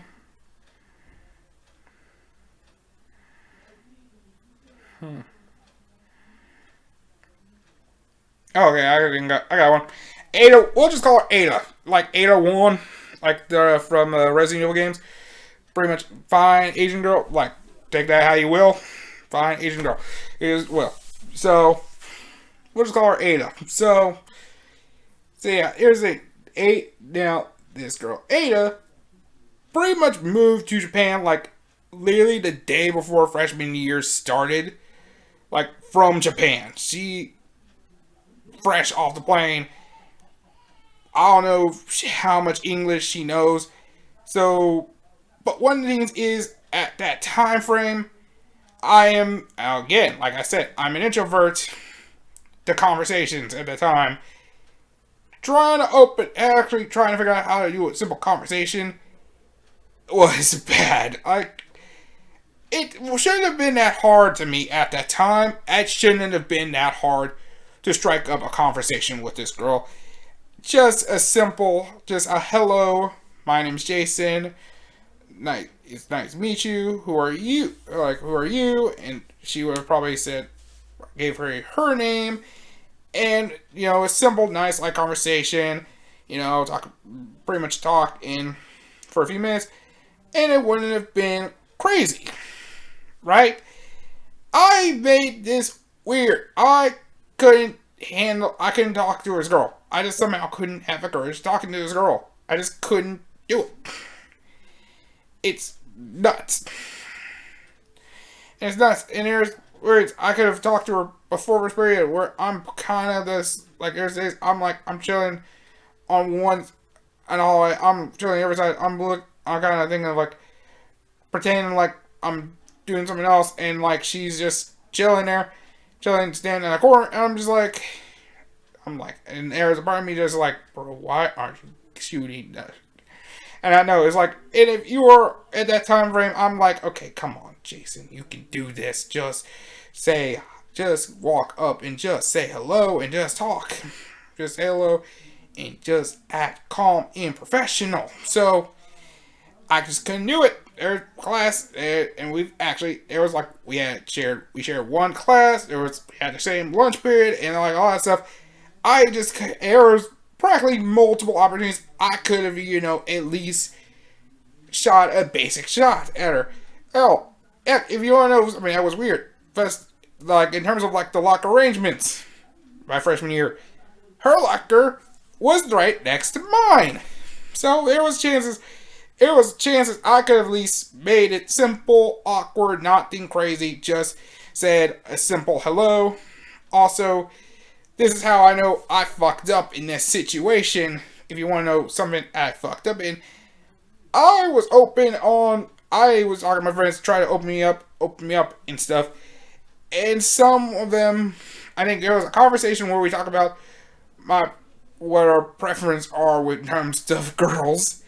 Terms of girls. And somehow, I don't know why, sold that I had a preference for Asian girls. Like if you okay, I was an idiot. I was an idiot. Let's just say I was a fucking dumbass at that point in time. Let's say that was the dumbest mistake I ever made because I knew I had a crush on this. I actually had a crush on this girl. I pretty much said I had a thing for Asian girls. So let's just say yes, I had that case of yellow fever, if you know what I'm saying. If you looked at my porn history, Asa Akira was probably in like the first 5 videos I probably would have, I beat it off to on the hub that day. So take that how you will. So my dumbass kind of said that to some of my friends. Some of them know I had a crush on this girl, and some of them did not help the situation through. I fucked up. I came off as this weird dude. I came out kind of weird. The only thing that made it worse, and I mean this was bad. So it was like, I think, late January, early February. It's like a couple weeks before Valentine's Day, okay? I stayed after school for touring or I was chilling after school. I was chilling after school because I think my dad was picking me up for either touring or I had detention or something, or like some detention or something because I was like late to classes one too many times or something of some sort, okay? Something of some sort. Other than that, long story short, I stayed after school. I was staying after school. I was actually chilling by the high school gym. And on the second floor, my high school was on 2 floors. Now one thing is, this girl was on like the freshman, I think either the freshman or JV basketball team that year. So understand, like the freshman basketball team. Okay, so I'm chilling by like outside by the gym door. I'm just chilling by a corner, minding my own business, listening to some music, just chilling, just waiting for my class, waiting for my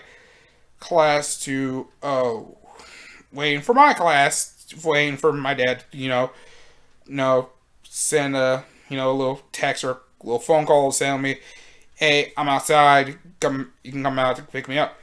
You can come outside, I'll, meet him outside the door, meet him outside the circle. I get in the car and pick me up. So I'm just chilling, I'm waiting around, and one of the girls steps outside of the locker room, and she sees me. I look, somehow I noticed someone was stepping out. Somehow I look, was one of the girls basketball team who was actually a classmate, in broadcasting. I don't want to give her actual name, her name either. So, let's just call her Jackie, like Jackie Briggs in the new Mortal Kombat games. So Jackie sees me, and she sees me, and she's like, "Oh crap!" Like at this point, a lot of people in my freshman class, which was this big ass freshman class, kind of knew I had a crush on her, and I somehow kind of opened up that I told that I had a thing for Asian women, had yellow fever, like again, a dumbass, opened that shit up, shouldn't have done that. I shouldn't have said anything about, yes, I did have a crush on this girl, but I knew at that point I didn't want to do what I did like last time, like, see myself on this girl, do like another song or some wild shit like I did back in 8th grade. I was like I was like, look, I'm going to try to, I should have said, yo, guys, look, yes, I got a crush on this girl, but look, don't try to do anything weird, don't try to do like the song, I'm not trying to do like the song stuff or any of the other stuff. I'm kind of want to handle this like a, just say hi, try at least learn more about this girl, try to be at least a good friend, and then I'm not saying if it would have ended with me going out with this girl, but at least at the end of the year, who knows? Maybe some kind of relationship happens. I'm not thinking that relationship would happen, but at least it starts off with friendship, and we actually end up becoming friends. A regular friendship turns into something other, actual moves forward into a relationship, and we're dating, and who knows? Who knows? I'm not saying that would have happened, but hey, at the point in high school and life, anything can happen. So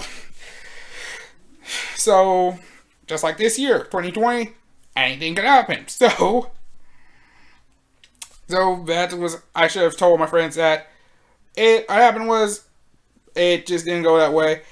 What happens next is, they actually decided to bring this, sees me, runs back into, Jackie sees me in this corner, just chilling, my own business. She goes back into the girls' locker room. Gets to the girls' locker room, and they bring Ada out. Ends up bringing out Ada. Sees me, and I'm like, oh shit. And I'm like, well, fuck. And I'm like, well, but she's embarrassed, and she's like, and it's just like, now the next thing I'm coming off is this stalker. Next thing I come off as a stalker. So it did not help. I should have, if there was a thing, if I did, is there was a chance at the last day of my freshman year, I should have, walked up to her and just told her, hey, listen, I just want to say I'm sorry for everything, how I've handled myself this year. I'm not the best in terms of talking to people. As I say, I'm not the most confident person in the world. This shouldn't have happened like this. I apologize. I'm sorry if I came across as the stalker. I'm not that person in real life. I apologize greatly. Hope you can forgive me. I honestly want to start off with a clean slate. I honestly didn't know if she was going to be back here next year, or she's moving, which she actually did move. But I at least wanted to, if at least that case, we try to start off on a clean slate, and move. And that was the case. We move on. And that was the case. I probably would have done one of those, a nice courtesy bow, Japanese courtesy bow, I was a please forgive me for doing this, a please forgive me, and that would have been the case. Everything life clean. Everything wouldn't be as embarrassing like last time, because I could have at least ended that year at least with some redemption quality. But in the end, I kind of came off as the stalker, and luckily enough, I think by the end of the summer or so, a year or two, it passed, and I think everyone forgot it. But for me, I think that first year, the way I handled it myself that first year with her, I came across this as a stalker. I wish I had a chance. If I had a time machine, I wish I actually, before I ever tried to make a move with that girl, I should have pulled past me aside, tell him, okay, bro, listen, before you even think of talking to this girl okay, bro, you're about to talk to a girl who pretty much just got off the plane yesterday. Just got off the plane from Japan yesterday. So listen here, son. Come here, son. Listen to me, Jack. Okay. All right. Let's think about this through. Okay. Let me tell you something about. Okay. Have you ever had you ever tried doing some squats, Hindu squats? You going up the balls of your feet, bringing your arms up and this, just up this. you want to learn a great lift like deadlifts. Like, you ever tried ground turkey? It's very healthy. It's pretty good. Actually, zucchini. It's very. You can eat like a pound of it and gain, and pretty much and there's very little calories. Like, trust me, it's amazing. It's a versatile vegetable. You can cook it in various ways to make it taste good. Like, I don't know. Pretty much, I should have if I had a chance to tell Bassby, I'm like, listen, what you're about to do. I get you might look like you have a thing for this girl. You want to talk to this girl. Listen, it's just simple. Just take a deep breath, stay calm, just walk forward, and just say hi. Just say hello. Introduce yourself. Just a simple hello. Introduce yourself. My name is Jason. What is your name? My name is Hannah. How are you? Well, a nice, lovely name. How are you doing? And it's something simple, easy, straightforward to the point. It is simple, easy. You don't have to do any pickup lines. Just simple introduction. Be a friendly person, and just don't come out weird. Just like simple, confident.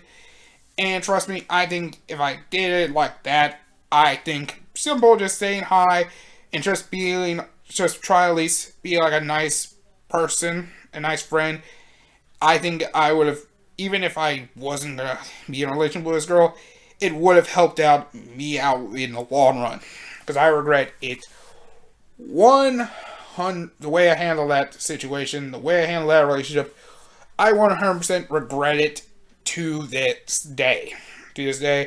And that's something I wish, if I had a chance, if there was a chance at redemption, I hope she would at least forgive me now. I apologize. I don't think she will ever watch this video. I don't know if anyone has contact with her. I don't want her to have a contact. But if she ever sees this, hey, I apologize dearly for what I did. I fucked up, and I regret the way we met. So, yeah, my apologies. There. Now, the third one. And this is something I've talked about a ton. I've talked about my past with escorts. My past, entanglements with escorts of women who, in the sex industry. And let's just say, I'm going to talk about the first one I've met. And I'll just wrap it up quick. How did this whole thing, begin? Well, this was coming out at the tail end of my freshman year at college. It was just after Valentine's Day. I was kind of in that, and this is me, is at that phase where whoever's cold, all this stuff of love and all the hearts and all that shit, and I'm just like, I'm in the room crying. I'm in the room just by myself, listening to Drake, wrapped in a hoodie, listening to Marvin's Room by Drake on 100, just thinking to myself, man, I wish I could find a girl, but I kind of was in that introvert phase. Lucky enough, when I was in college, that one silver lining about my freshman year of college, I took a public speaking class, which actually helped me out a ton, which is why one of the things is, this helped me. This is why I do this channel to this day, because I enjoy talking. I can enjoy talking, and it helps me out with communicating with you guys, and it's a great thing. It helps me out a lot, and it helps me open up a ton. So, helps me open up a ton. So,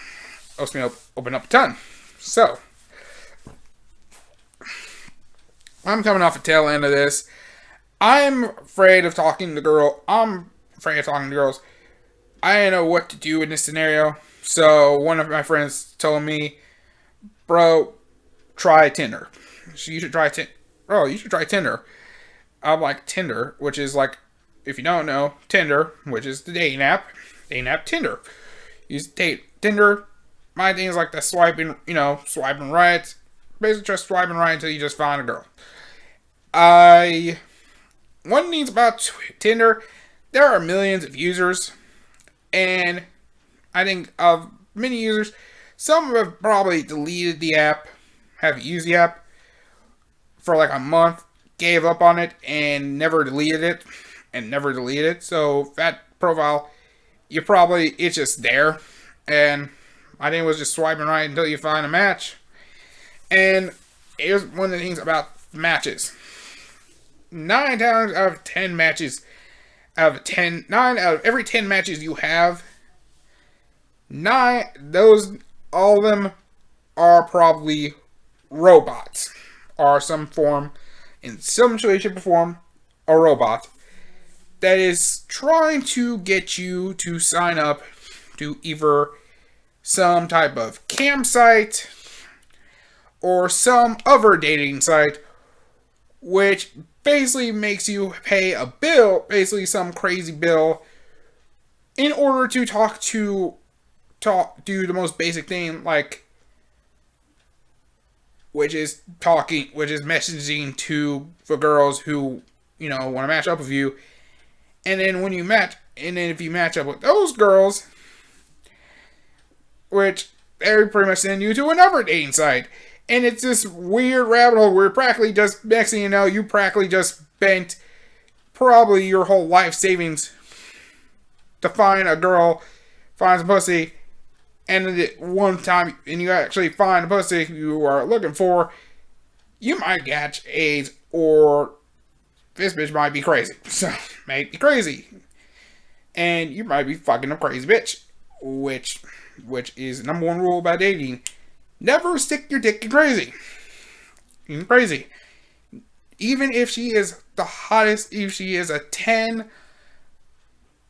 99 out of 10, don't stick your dick in fucking crazy, fellas. Don't do it. Don't do it. It ain't worth the risk. So, moving on. So, what happens is, after a few months of swiping right at Western, finding little to no luck, and trying, when I got back home from college, got back home from Western, came back home from Louisville, from Western, I actually swiped right. I was swiping,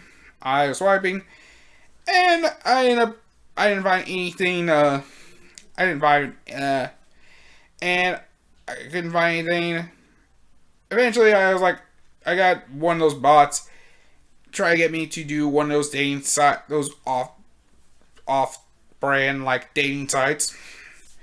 So there was a part of me where it's just like, you know what? Fuck it. If I get one of these bots, and if it get me to go to one of these off-brand sites to meet a girl, I'll sign up to it. So I'll sign up to it. So I swiped right on a bot. They add this sign up this off-brand site. I decided, you know what? Bet. I'll sign up to this right now. Screw it. Make a profile. Pay a little extra money. I had a little extra money inside because actually at this point I think I'm starting to work at UPS at the time. So I had a little extra bread. If you don't know, at that point in time, this is that phase where I actually had a summer job at UPS. My initial plan was working there for the summer. I was taking a couple classes at JCC during the day to actually pass to air. There's a thing where if I took a couple classes, I passed both of them, I can go back to Western no problem. And my plan was pretty much make some bread for the 3 months off, pass those classes, make some bread for the 3 months till it's school time to go back to Western. Quit the job, get my money, get my bread, and leave. Use that extra bread, use whatever little extra bread I can, pretty much apply to another student loan, and spend every year Western. And probably at that point, I was really going to focus on getting that degree. Focus on that degree. So I end up, so I decided to go onto this, use this, this profile. And, I am looking at at some girls. There was one older woman and some women that are like, like online, good chunk of the time, were mostly like these older women. And so I came across this one profile, and this is where we meet. Let's call her Aunt Vivian. Like, let's talk, and not like the second one, the light skin one. We're talking the dark skin Aunt Vivian. So, Aunt Vivian, the OG. So the OG one. Take that how you will. So yeah, at that point I end up chatting with her. And I end up chatting with her. We end up chatting, we're talking, I pretty much tell her I'm just a college student. I'm also I tell her I'm like a virgin and like stuff like that. And it was like, one thing is like, wanted to like, well, why don't I help you like, and like, let me teach you some things. And I was like, and it was like, we arranged it as a date, and then, she's like, okay, that's cool, like, it's cool. And I didn't read the signals, and where she said she was like $50 just also make sure you bring $50. And I'm like, I was thinking like, okay, bring $50 for like a day, like maybe we're just going, okay, bring $50, like probably have some for like maybe have some dinner and then for dinner or something like, and then have her fun. No, like turns out that's how I knew. Okay, this was an escort. I didn't think about it at the time. I didn't know this was an escort. I didn't think about it first. So I was like, she sent me an ad. We actually exchanged our actual numbers. We actually did exchange our actual numbers later on. So we exchanged our actual numbers. We decided to meet like on a Saturday, and at her place. And her place was all the way across the city. I live at the time. I was living with my parents. I moved back in with my mom and stepdad, who pretty much, let's just say, which my dad somehow found a way of convincing my stepmother at that time. At that time, me and her pretty much ended up getting a fight like towards the end of my first semester of my senior year of high school. Let's just say my dad had his emergency surgery. I ended up getting and while he was in the hospital prepping for his emergency surgery, spinal surgery, me and my stepmother got over a fight over like me taking a nibble of a couple bites of food.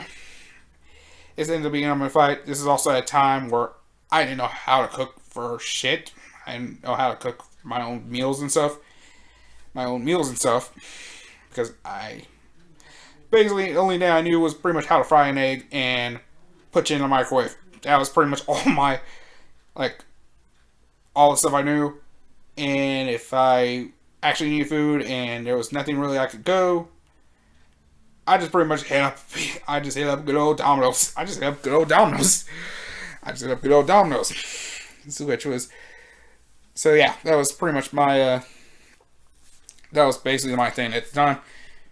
But so she lived in this one place in the western part of the city. Now, if you want to know my experience about hooking up with multiple people escorts in the city, if there are levels of, if you want to know what's the best ideas, if you want to go see a provider at their location, one thing I don't recommend is, and this is pretty much my personal opinion, and I think it's a good opinion, never go to any escort whose business operates in the western or the southern end of the city. Let's just say those two areas, because the chances are one of few things will happen. A, you pretty much might be dealing with a girl who might be either A, selling drugs and or using the money to buy drugs, or might be on drugs. So, on drugs. So, she also might have a pimp. So, might have a pimp. So, one of few things could happen. A, you might be dealing with a girl who might be dealing with a girl who might be coked out, might be on some meth or some shit. You probably catch some shit. Maybe the pimp might come bust through, and he might have a gun. So, gun or some type of weapon. So, there's a lot of things. Only thing is, at the time, if there is some things I regret. One of the things is I should have told my friends prior, I end up going on Tinder. I end up swiping right on a bot. I decided to go on this dating site and I ended up meeting an older woman myself. She wanted me to meet her. I should have told my friends the whole story. So it's I'm probably sure my friends, if they knew about this, I'm probably sure they probably would have told me, bro, don't hook up with this girl. Don't hook up with this woman. Don't risk it. And don't try it. At that point, I'm look, at that point, my mind, I'm pretty much thinking, my mind's kind of telling me no, but my body pretty much took over control. My dick took over. And let's just say my dick was let's just say at that point in time, my dick was just telling me, I want to fuck! It's time to fuck! Pretty much, listen, if scientists were around, how do you know you're ready to fuck? I just know I need to. I know it is fuck time! So, yeah, that's what happened. So pretty much my mind was telling me this. If I had a chance of going back to that situation, I would have told him, hey, guys, I met this older woman on a dating site that is not Tinder. Turns out she's an escort. I'm thinking of doing this. So before I pull up to her location, if I feel like there's a chance that it is suspect, and if I feel like this is something that I would regret later, I would regret later. Or I feel like this is something where I feel like there's a chance I could get hit with, say, allegations or some shit could happen. I'm going to call you. I'm going to call one of you. And I want you to make me understand why this was a bad idea. And I think the woman did have an idea that, this is bad timing. Was bad timing because the place she was at, let's just say, was a drug was the house that probably runs an operation. Let's just say a drug operation. Let's just say I don't know much. This is if we look at that house. Remember looking at that house, the way everything looked at that time frame, all screamed at the top of my lungs, trap house. Definite trap house. The keys of a trap house. The yard is never been, mowed. There's weeds everywhere. Out the door looks like it's barely a door. The living room is it just has a bunch of stuff all over, drugs and weed and lean and probably some shit all around. Kitchen looks like a mess. The bedroom, the actual room I hooked up with this girl, pretty much was in this room, and it looked sketchy as hell. I realized all of this was was just a hell. Like, no, I knew, and this girl pretty much kind of sent a thing to me saying, hey, this was a bad idea. At that point in time, when I looked at the house location and Google Maps and everything else, I even realized at that point, yeah, I shouldn't have done it at that time. At that point, my mind was telling me no, but my dick, I'm like I was telling my dick, like, bro, abort the mission, abort the mission. I'm like, let's go, it is fuck time, and I'm like, all right, you feeling big, you got heart, let's go in there. So that's where my dick was leading the charge. My balls were pretty much just chanting Rudy, Rudy, Rudy, Rudy. So yeah, I ended up hooking up. So yeah. Now with a girl, did I actually do like full blown did I do like the full penetration, like my penis inside of vagina? No. I ended up doing oral, which, if you want to know me, one of the things I love more than anything is going down on women. So, is enjoying going downstairs. So, let's just say this.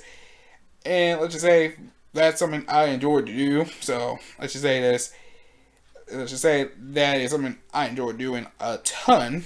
If you want to know me and what my preferences, one of my preferences are, is pretty much me hooking up with his escorts. If you want to know my experience, what I like when I'm having sex with women, having sex. So, I enjoy going down on a beautiful woman. So, enjoy giving a girl oral pleasure than receiving. Because as I received oral sex, I was in 2 seconds. I was like, 2 seconds. I could not handle. Now she did put a condom. I think she did put a condom on and gave me head, which is gave me head. And yeah, it was alright. It wasn't something it wasn't probably I wouldn't be proud of. It wasn't something it wasn't something I was proud of. So I did this thing, and then I'm pretty much I'm getting dressed and pretty much about to go ahead and leave. And the guy in there, I guess, who she says is her cousin, who he said was her cousin, and was her cousin, he tried talking me into, trying to go in for another session, for another round, another session, and, try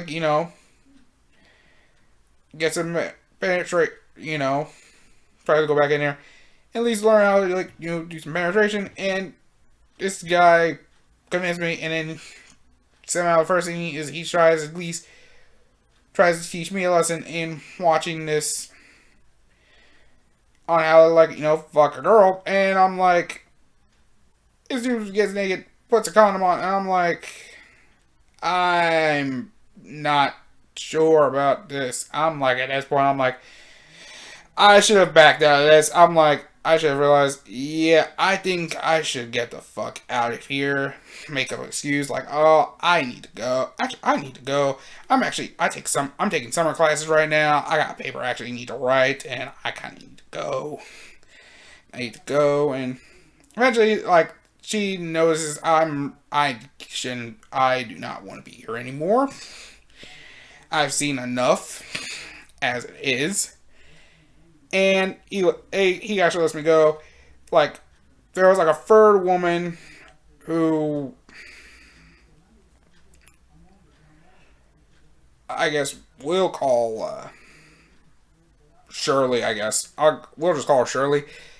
She drives me over to Action Stops at a bank so I can get some money out of the bank where I pretty much pay like where I had to pay, wherever I had to pay, like whatever I had to pay to them, or I paid to them. And by the time the, by the time I actually got out of there, by the time I at the end of that day, I ended up having like $120 in my on my car and my bank account to like 120 something and some change to basically that change that day. So let's say they had a number. We had a number. There was a couple times we talked. She actually asked like she actually went up asked about if I could she bought buy $20, where she I guess she used that to buy a burner phone. She used to buy a burner phone. She used to buy one of those burner phones. Never one of those burner phones.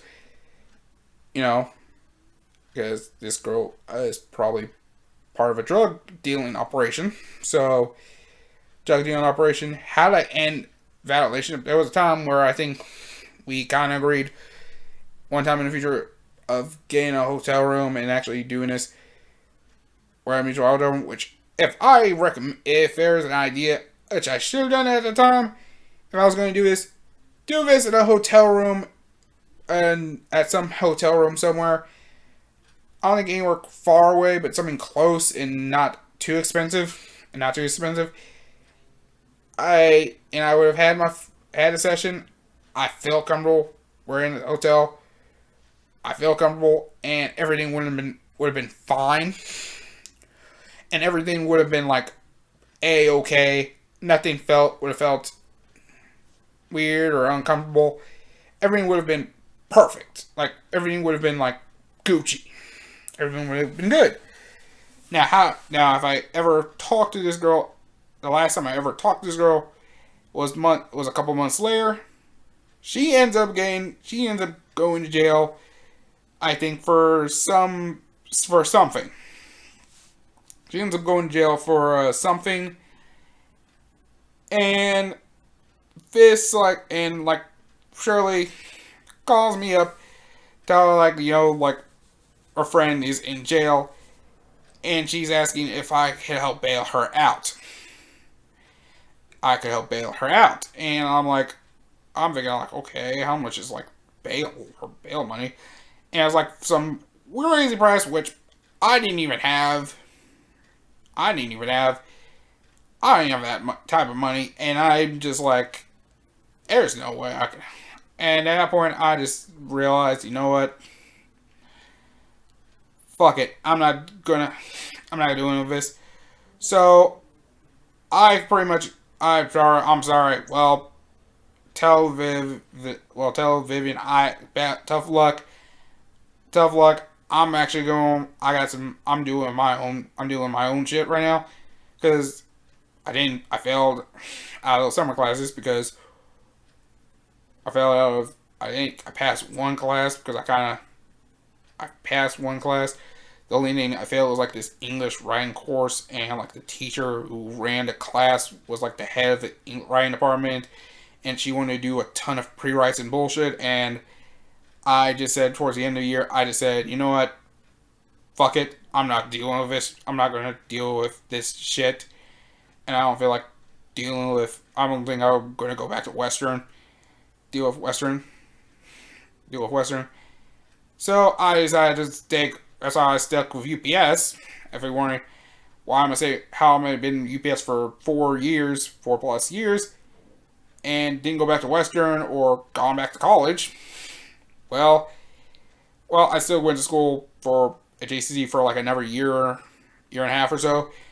And after trying to pass some classes, do actual classes and stuff, there was a point I just said, you know what? Fuck it. I can't.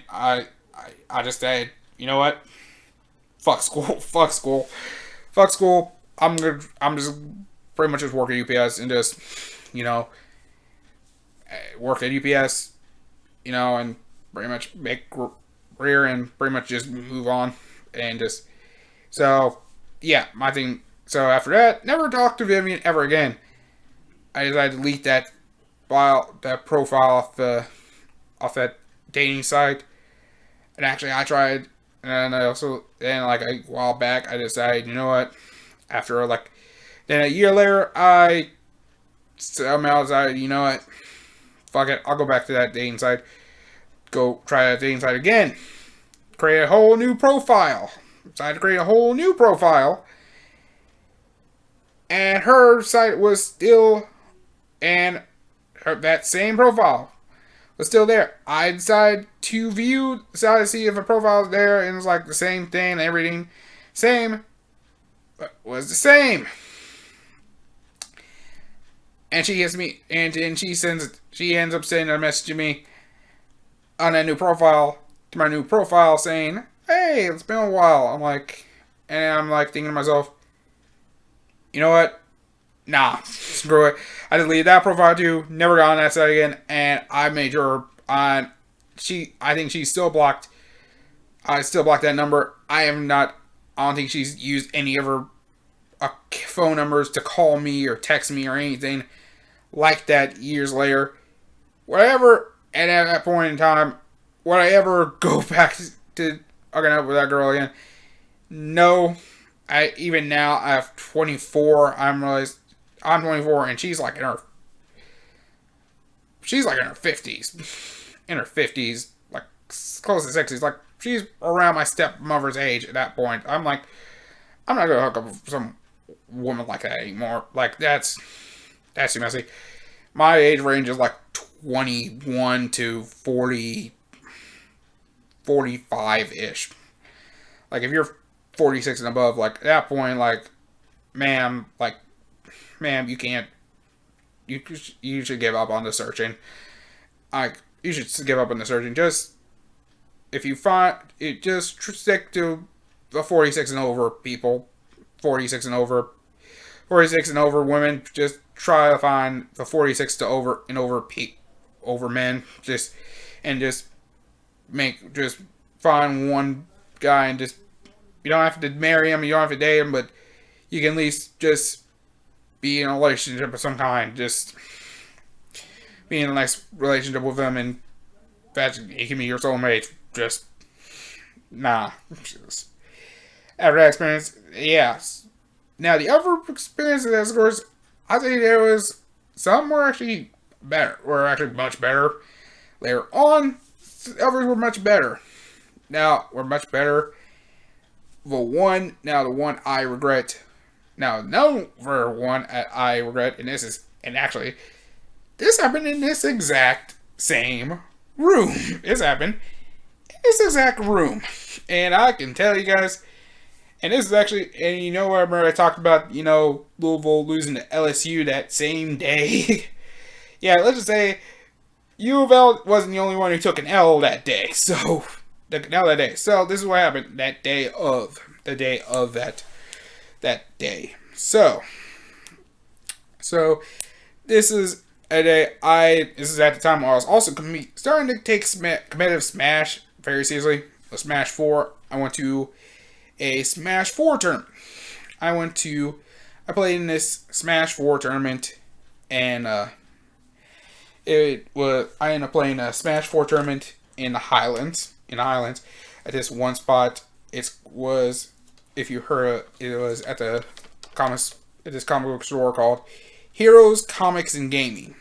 It was this Smash tournament, like one of those monthly Smash tournaments they have during a month, and it's like, and usually you have like have players from, not just players, you got your local players, and you got some players from Lexington. You got some players from like some Eastern Kentucky, some players from maybe from WKU come through, some players from Southern Kentucky, and some players from Indiana pull up from Indiana, and a player or two from Ohio,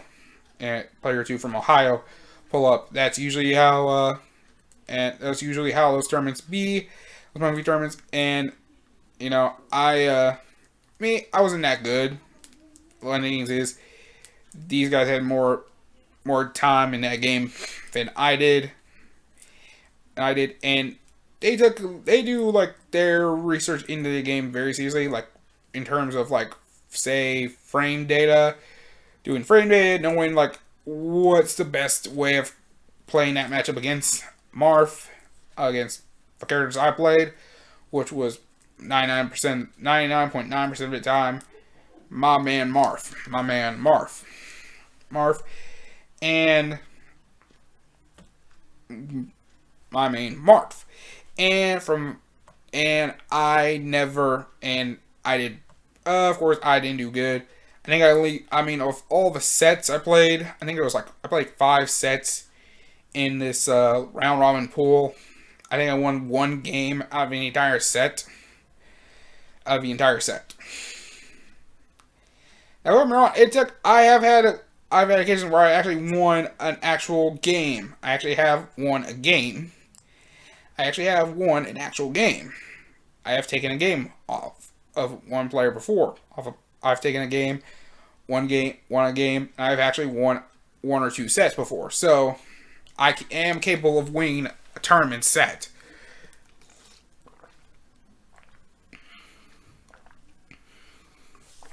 Let me take a sip of water.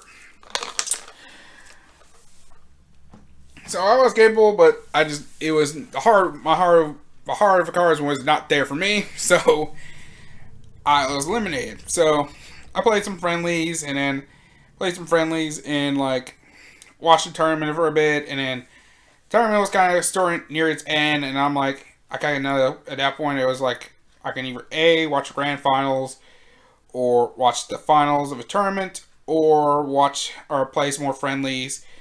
Learn more about the game. Me, I kind of was starting to get tired, and at that point, I was starting to get tired, and I just said, you know what? I'm just gonna go back to the crib, and I decided to go back to the crib. I'm gonna go back to the crib. I was like, you know what? I'm gonna take a bus back to the crib, because the bus I took, luckily enough, one of the buses in the Highlands, which is the 40 Tark bus, would have taken me from the Highlands back to right around where I lived at in near Heights Point, J-Town area. So, and pretty much, like, when I get off the bus, all I just gotta do is cross the street, go through like the McMahon Shopping Center, and I walk back to where I'm at, to my parents' place here.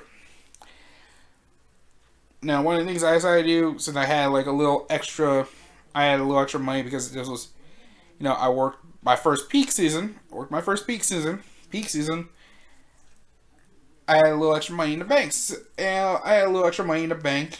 So, one of the things what came in my mind was, why don't I go in, pick up an escort, and I decided, I'm going to head up an escort on the back page. They're saying, also at the time, my father, no one was at home. My stepmother was either on a trip with her, little group, with the group she's in, and my dad's, doing some stuff, or working with a neighbor of mine, making some extra money, doing some errands, and so I knew that place, I had a place to myself. And I said to myself, you know what? I'm gonna bring a girl over here. I'm gonna get escort up. I'm gonna pay for an escort. So pay for an escort. So I paid for this escort, and pay for this escort. We'll call.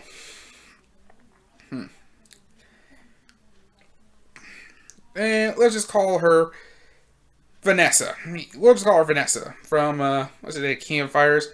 And if you've ever played King of Fighters, if you are a fighting game player, let's just say, find a single mom who can punch really hard.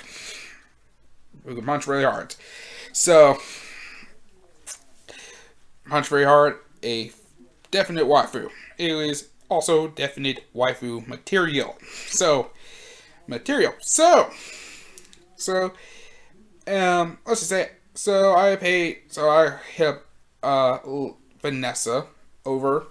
So I send a text to Vanessa, asking her like, "Hey, Are you available?" As she's available, she was. I gave her his address. I gave her. I told her like, "Oh, I want to do like this alcohol for an hour," which, according to her ad on Backpage, if you don't know what Backpage is, it was if you want to make sure you had if you're definitely gonna want to pay for some sex, and you know it can be just it's and you know this in your society that would be the hookup. Backpage got you, my boys. Backpage was the goat in terms of getting the escorts back in the day. It's no longer in existence, but it was the thing. It was the go-to site if you wanted to, find an escort for at least one night and find an escort for that one night, or the 1 hour, or whatever time you want to spend with an escort. So I pay. So her thing was like $100 for like an hour to an alcohol, which is her coming from her location to your location. It was $100 from her location to your location, and it was $100. So I paid $100. I paid $100 to this girl. So she said, the alcohol. No, I stop at the bank, I get the quick hundo out.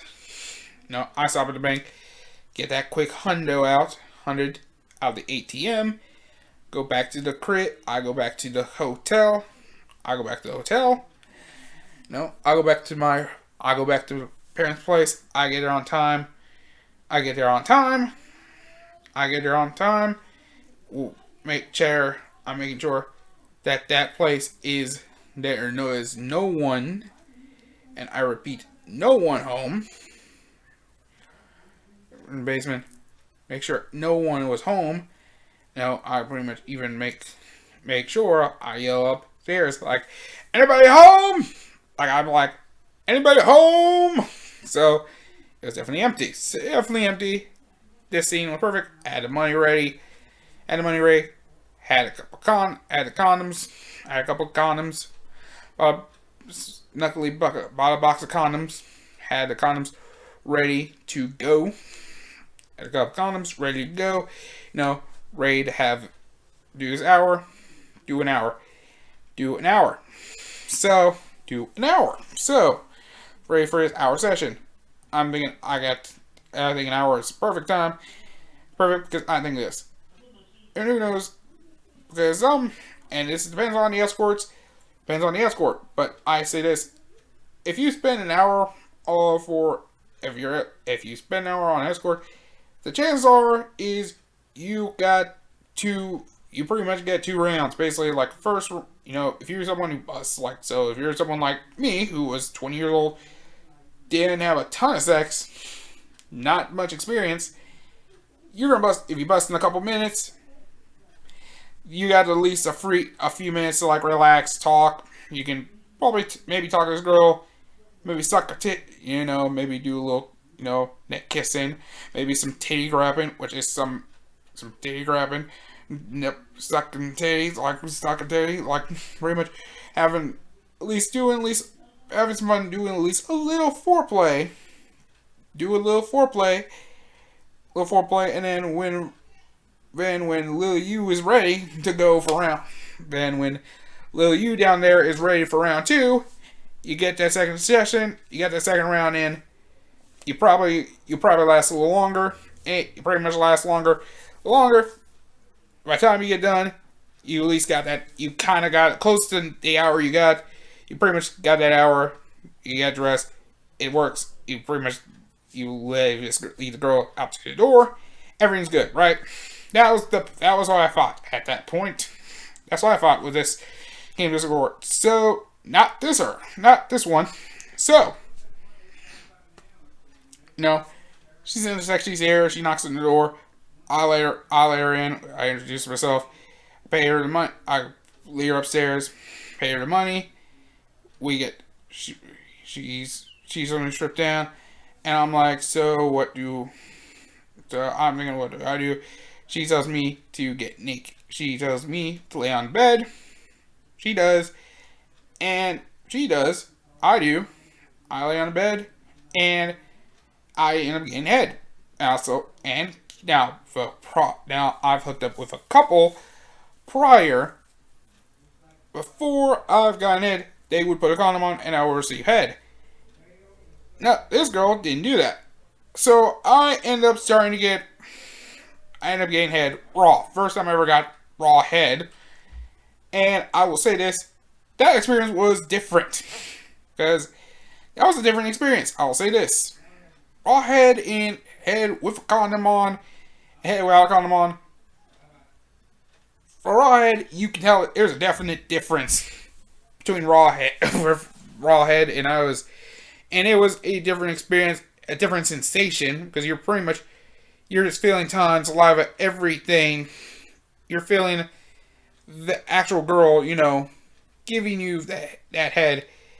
And this is something that happened for like a good 2-3 minutes. And next thing I know, I bust. So I bust. Do 3 minutes. So I'm getting this head. I'm like, well, okay. That happened. So I'm thinking to myself, okay, maybe she's like, okay, maybe she'll maybe let me have a turn. Maybe there's a little 69 action. 69 action. Something I was thinking I get to do, have a little fun with her. I might have some fun with her. Right? Nope. She gets dressed. She immediately, I think leggings. She had on probably just a tank top and maybe a jacket. She puts that shit. Puts the leggings back. Immediately puts the leggings back on. Immediately puts the jacket back on, and she's like, "Well, I'll see you later." I'm like, "Wait, what?" I'm kind of looking at her what the fuck? Is that it? Yeah, well, you just came. That's pretty much it. And I'm I'm looking at her bitch, I just paid $100 for an hour. And I just busted 2 minutes in. We got at least another 58 minutes. I'm not expecting you to do. I don't want you to just stay and we just talk and stuff. I'm at least, I'm just looking at this shit really? Really? You're gonna, just give me head, I bust a nut, practically in your mouth, and you just going to just leave. If I wanted to just get head from a girl, I would have paid you for just the simple, quickie session. For a simple quickie. Quickie. For a quickie. And for a simple quickie. For a quickie. I'll pay for an hour. I'm expecting the 60 minutes. I pay for 60 minutes. I'm expecting at least close to 60 minutes, 45, 50 minutes, for this session. And you're gonna leave me you're just gonna give me head, and you're just, I'm not gonna get I can't get anything else. I can't get, you know what I mean? I can't get anything else out of this. You're telling me, while my dick recovers, has a few minutes to recover, and while that's going on, we can, I can, kiss her neck, maybe suck a titty, maybe suck, you can't let me, touch a titty, maybe suck a titty, even if you're not cool with oral sex, maybe I could have done at least a little fingering, have a little fun, get you warmed up. Then when nut 2, when I'm on when round 2 ready for round 2, I got that, I'm ready to go. I'm locked, loaded, ready to go, put the condom on, I can go. But no, you're just gonna leave me here in this very bed, mind you, brought her up to my room, to this bed, to this very bed, this camera is on, the microphone's on, Just, nope, she leaves.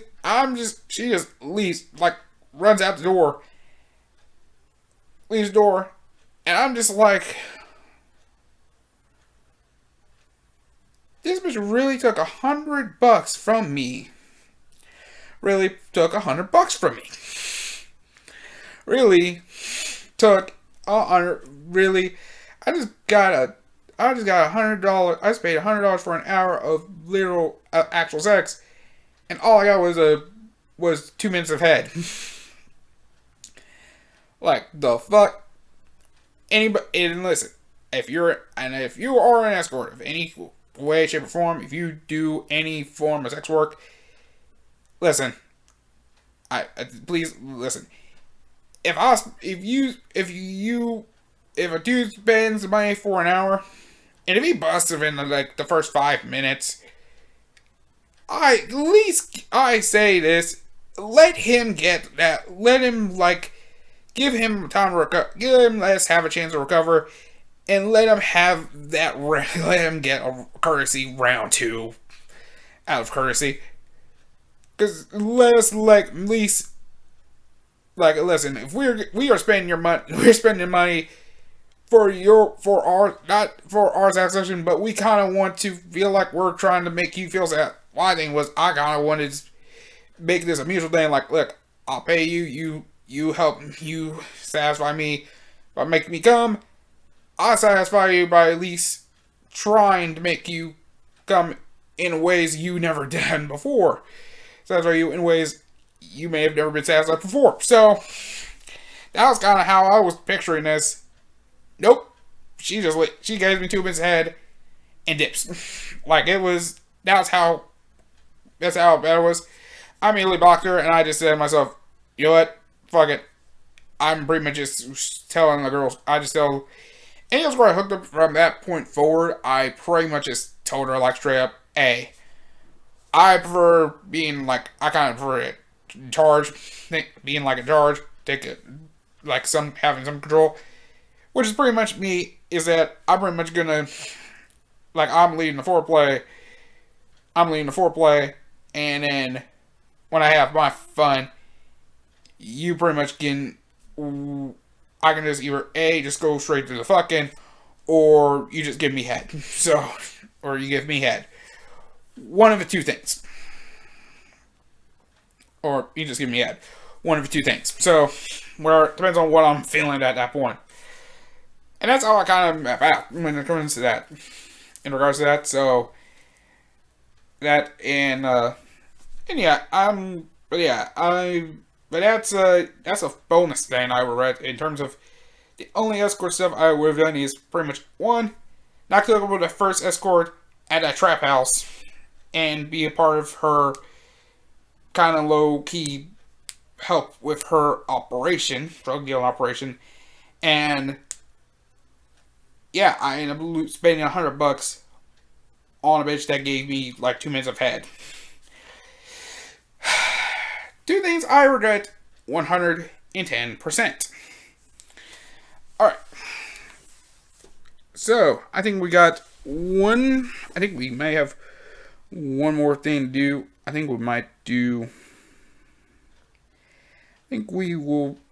I'll probably answer one more question if there is any.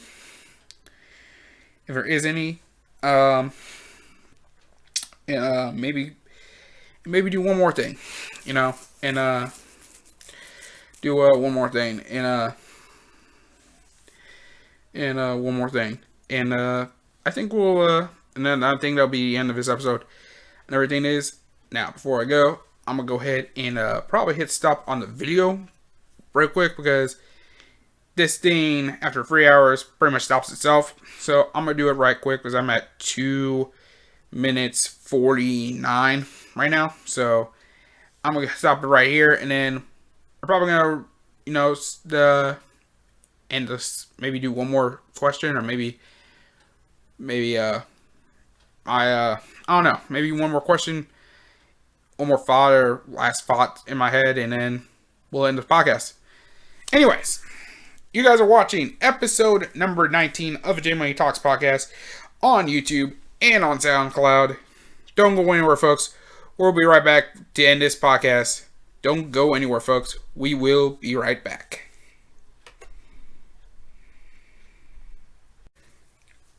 Alright, we're back, ladies and gentlemen, with episode 19 of the J Money Talks podcast. And, so we are about to get into the end of this.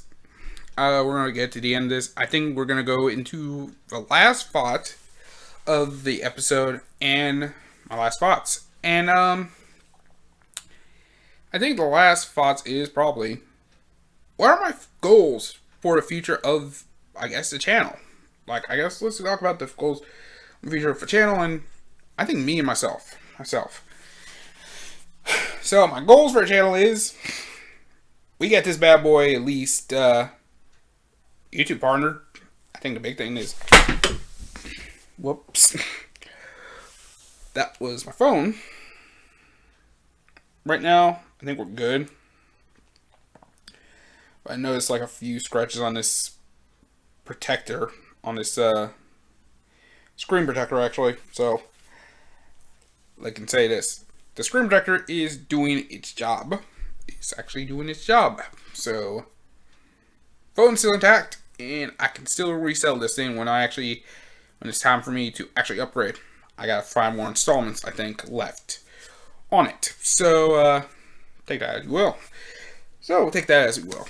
So, anyways, my goal for this channel is pretty much to get this thing partnered, get this bad boy partnered, which is if you don't know if you're wondering how do I make any money, how do you make money off of YouTube or anything?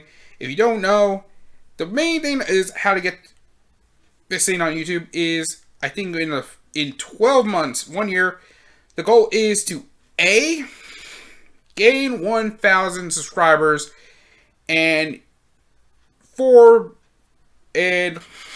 people watch your videos for a total of, in the span of 12 months, 4,000 hours of public watch hours.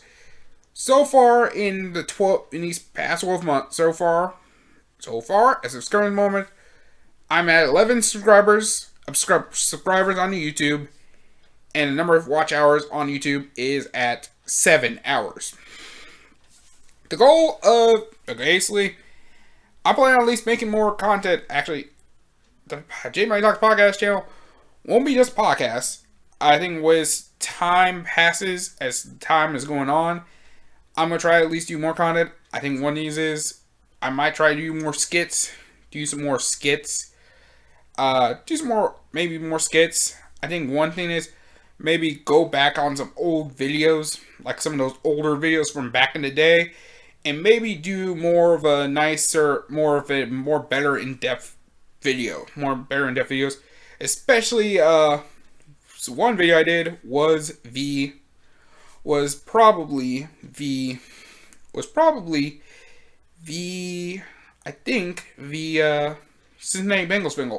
Cincinnati Bengals video. I think really do a better dive into that one, especially what's been going on, especially considering the most recent events. Joe Burrow. Yeah. Excuse me. Let me take a sip of water here.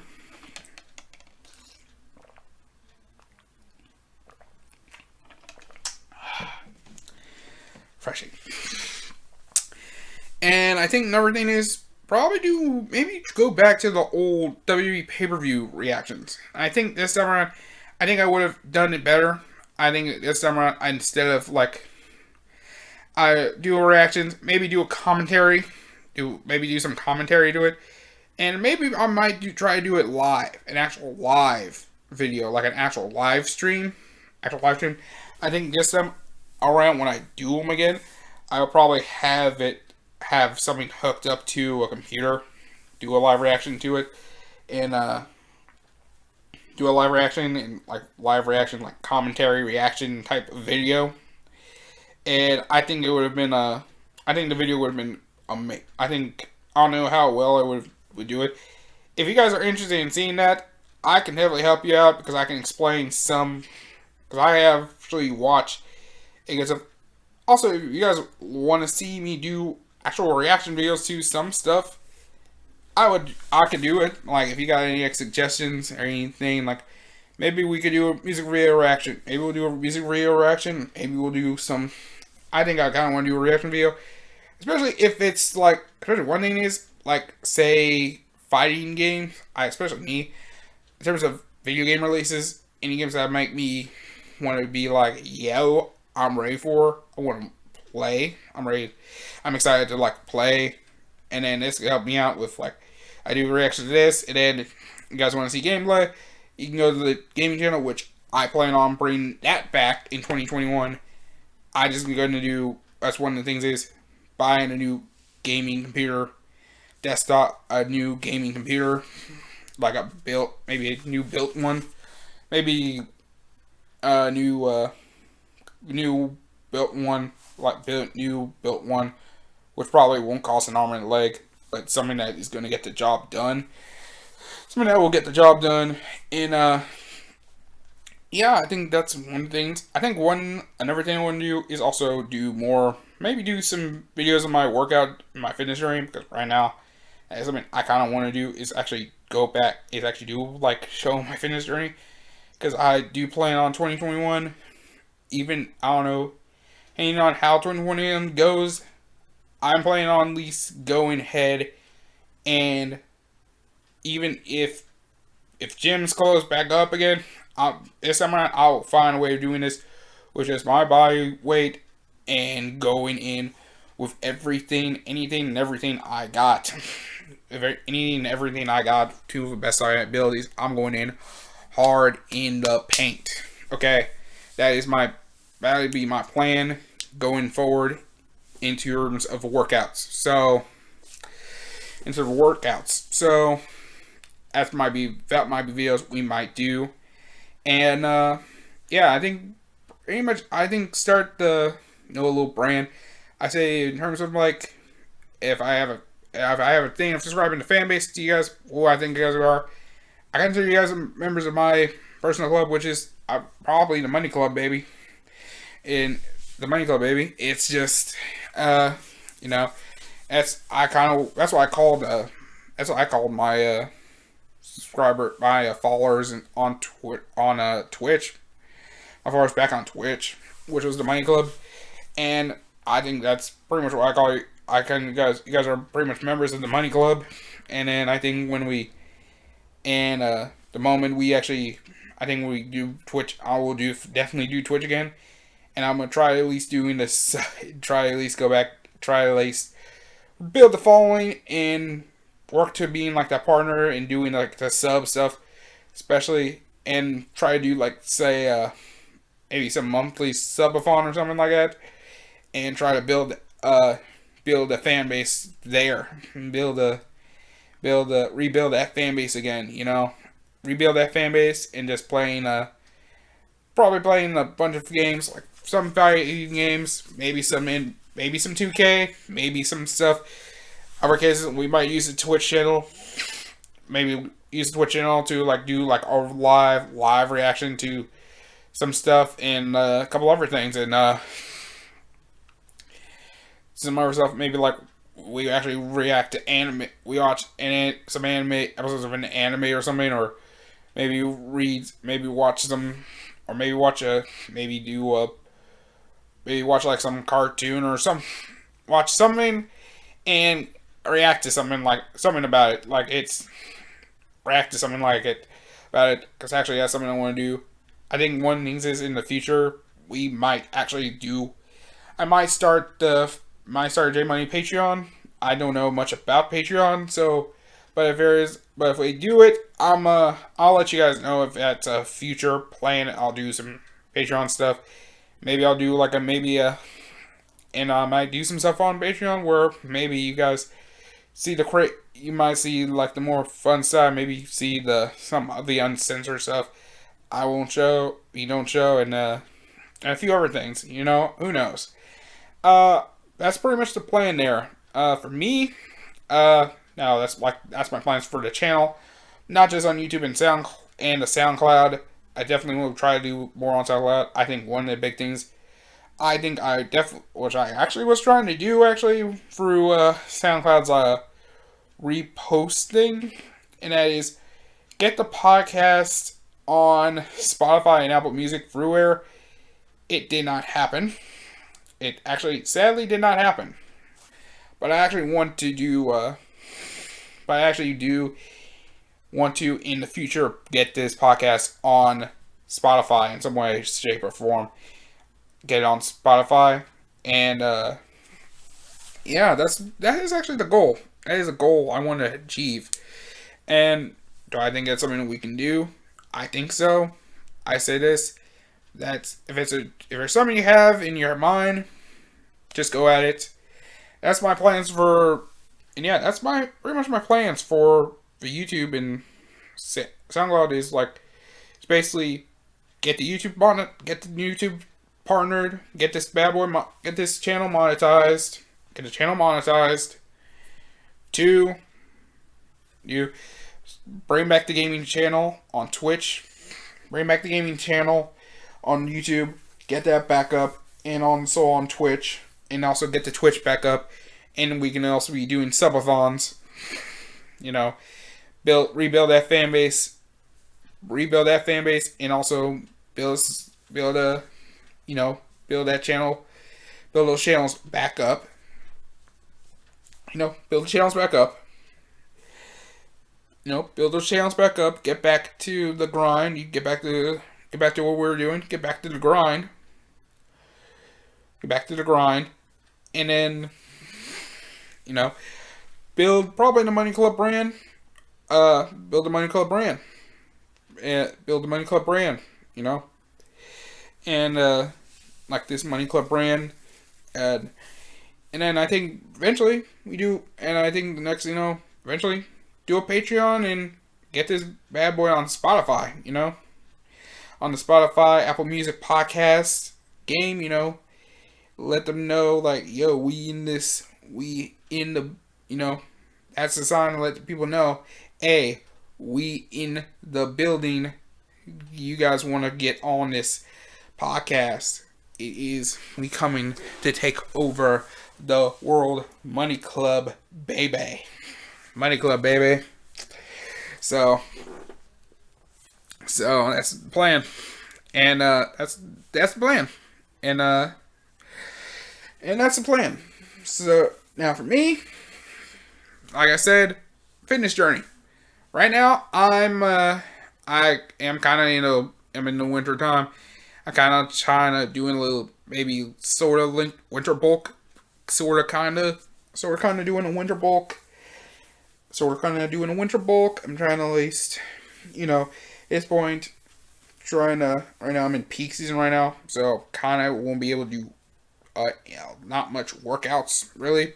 So, not much workouts for now, doing any workouts, for now, because I actually need to really focus, because peak season is important, and let's just say, I'm in a very crucial stage in my job at this point.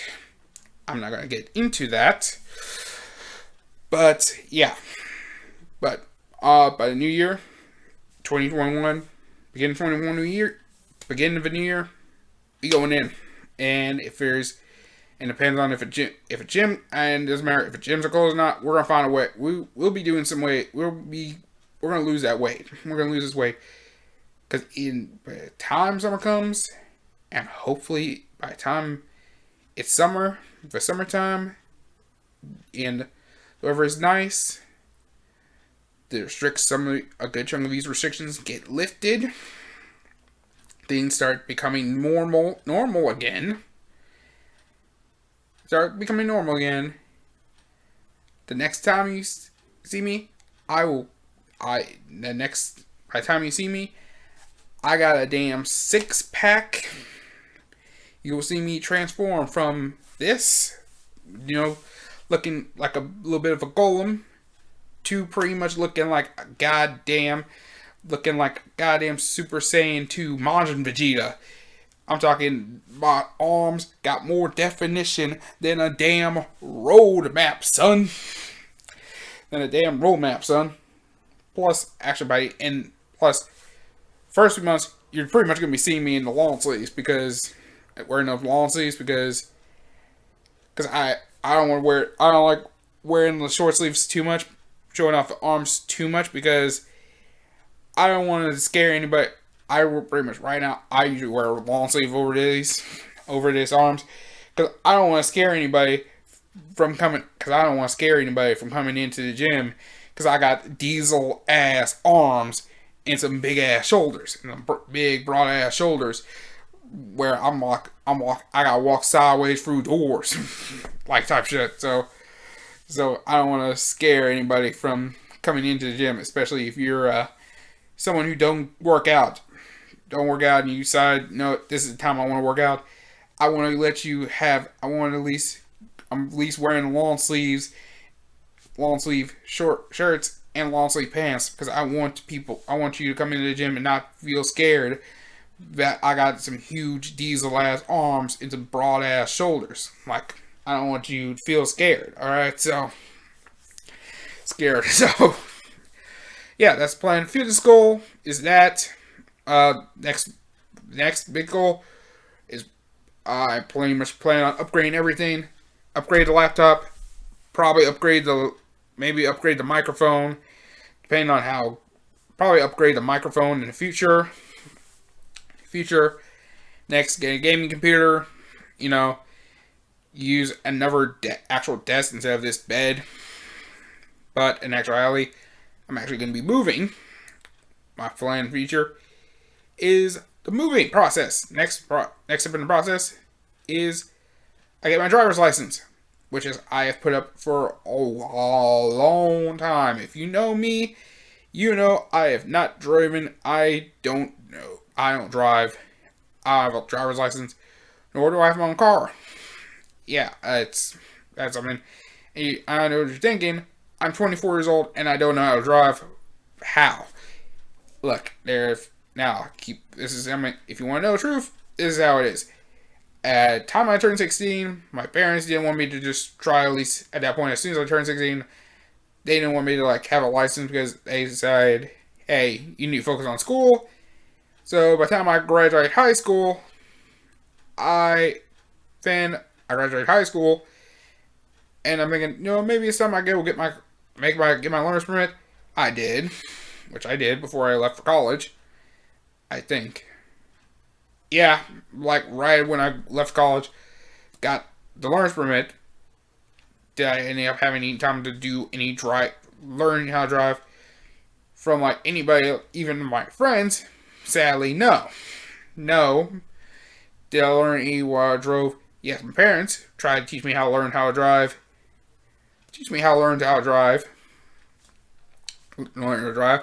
First lesson was for my sister. Went okay. Second time, learned from my dad. Was with my dad, and I ended up giving this van a little tap.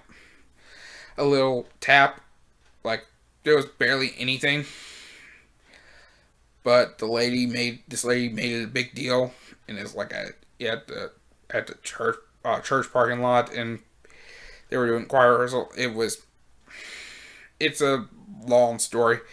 Yes, I was doing this stuff in a church parking lot. Keep in mind, most of the place was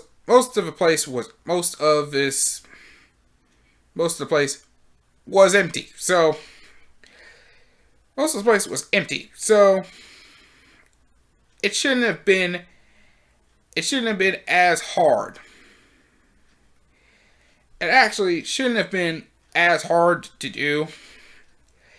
Shouldn't have been as hard, but hey, stuff happens. So hey, stuff happens, guys. So stuff happens. And I'm like, hey, stuff happens. Alright? So hey, stuff happens, alright? So hey, stuff happens. Anyway, So that they pretty much just told me, hey, Jason, just my parents, my dad, and my sister pretty much told me, Jason, you might as well just do driving school. Get take go to call up ABC driving school or something, and let's just say ABC's driving school pays a lot of money for lessons. Let's just say that. I'll just say that much. And let's just say this: anytime I try to save money, let's just say, anytime I have more than 200, 300 bucks in my pocket, I'll be ready to spend it all. It's just what I'll be ready to spend. Let's just say my money habits was not good. If I had more than 200, 300 bucks, I'm paying it for, let's just say that was at the time I was spending it on escorts. So yeah, let's just say that was a bad spending habit that am I still trying to break? Yes. Heck, there was a point I almost cracked because I just say this. I have not done it since I turned 24 and actually was almost thinking of doing it, but I decided not to. Am I going to be working toward? Am I still working towards this? Yes, I am. I am, because I do not want to go back to that life ever again anymore. Not that I have an issue. It's just it's not worth it anymore. Let's just say it's not worth it for me anymore. I'm focusing on, let's say right now, paying off some debts, paying off some debts. I'm collecting paper. I'm actually starting using money to put money towards other stuff. Another thing is getting me a camera. Another thing is getting me a camera. So I actually, use that to film, do some vlogs, also do some video, maybe do some fitness, do a couple stuff, documenting my fitness journey, and so yeah, after and then after getting a license, next step, getting a car, getting a car, which wouldn't be too hard because right now I'm actually waiting on an estate from my grandfather, which has actually been taking a while because my grandfather died about 2 years ago. Died about 2 years ago. So yeah, let's just say that there's been a process. Let's just say it kind of involved the IRS and this COVID thing, letting people go home. And let's say the process is probably something that probably takes like maybe a month, 6 months, 6 weeks tops to something that's been going on for like 6, 8 months or some shit. So yeah, take that how you will. Yeah, the next step is getting my license. Getting this license, then the car. As soon as I have the car, let's say I might do some Postmates. I don't know. I might do some stuff in that car.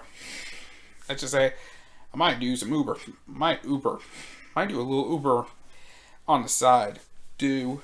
Might do a little side hustle with maybe doing like say a little Uber Eats, maybe some Postmates.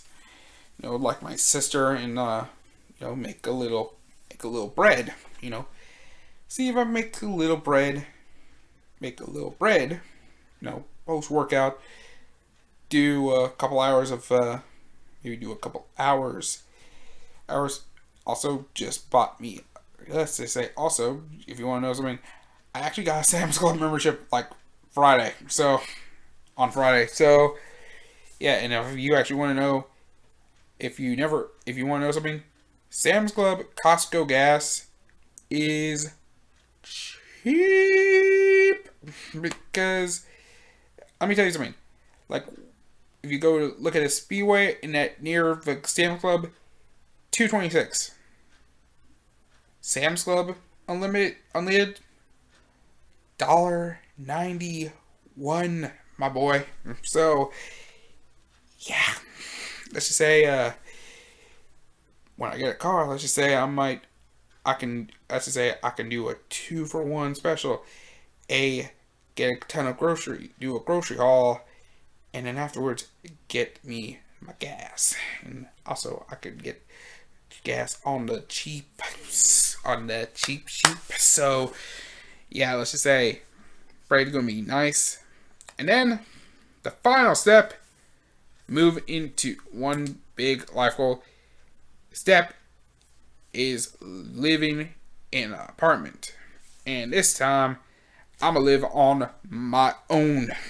On my own. Sorry, not living with my parents, not living with my sister, older sister.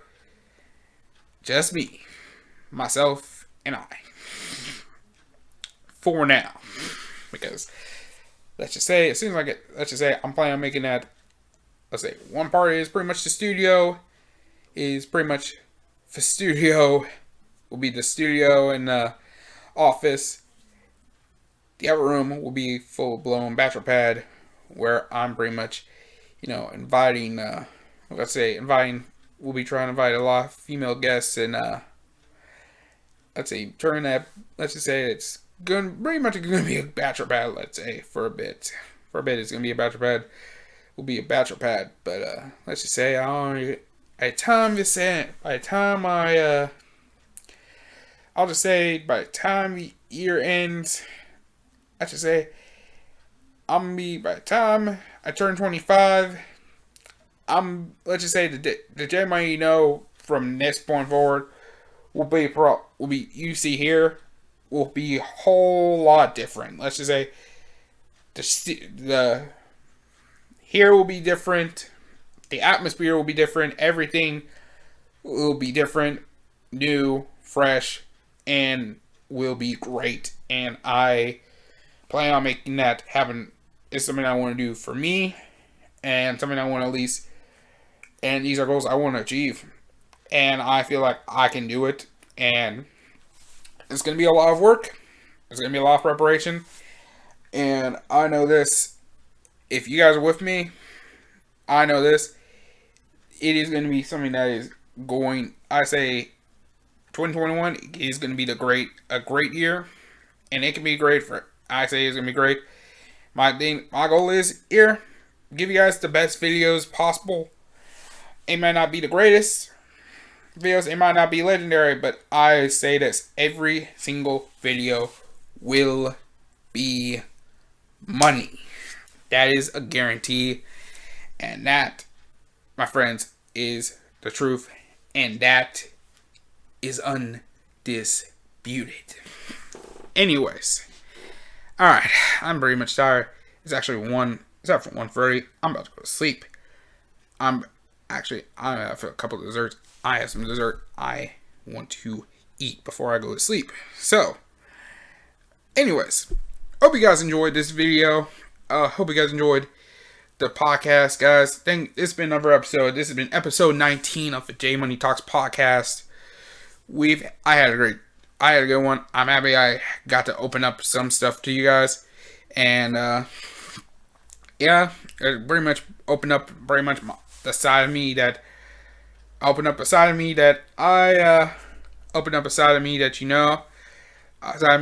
never talked about much, because I wasn't much of a talker. But now you know some of the stuff that I did. Now you know some stuff about me. Do I regret some of this stuff now? Do I regret it to this day? Absolutely. Do I want to be back to that guy again? No. That person, I'm putting that in the past. He is dead and buried. I never want to be that guy again. I will never intend to be that guy again. And if I ever go back to that abyss, I already know is this. I at least call a homie up and like, hey, I think I'm probably going to go back to that. I might go back to that abyss again. I want you to call me and make me understand why it is a bad idea. So, again, hope you guys enjoyed this video and I hope you guys enjoyed this episode, watching it, listening to it, however you are getting this podcast. And anybody who, and hey, if you're subscribed and if you're watching this on YouTube, hey, if you, one of the things I know is this, you might not be subscribed to me, please subscribe to the channel. It helps. Please subscribe to the channel. It helps a lot. heck, leave a like. Heck, leave a like. Leave a comment. Leave a comment if you guys want any questions or any comments, or you have you had a similar experience to some of the stuff, any regrets you have, let me hear it, and anything you want to talk about. Thanks very much for watching, guys. I love y'all. Thank you very much. And I'll just say this. I mean, it's not alcohol, but cheers to the future of this channel and the future of yours truly, J Money. Till then, give it a like. Be sure to like this video. Share this around with everyone. And to this podcast, unless hopefully we can help use this to build the channel. And then, of course, don't forget to subscribe for more of me. And the next video you see will always be money. See you around, y'all. Peace.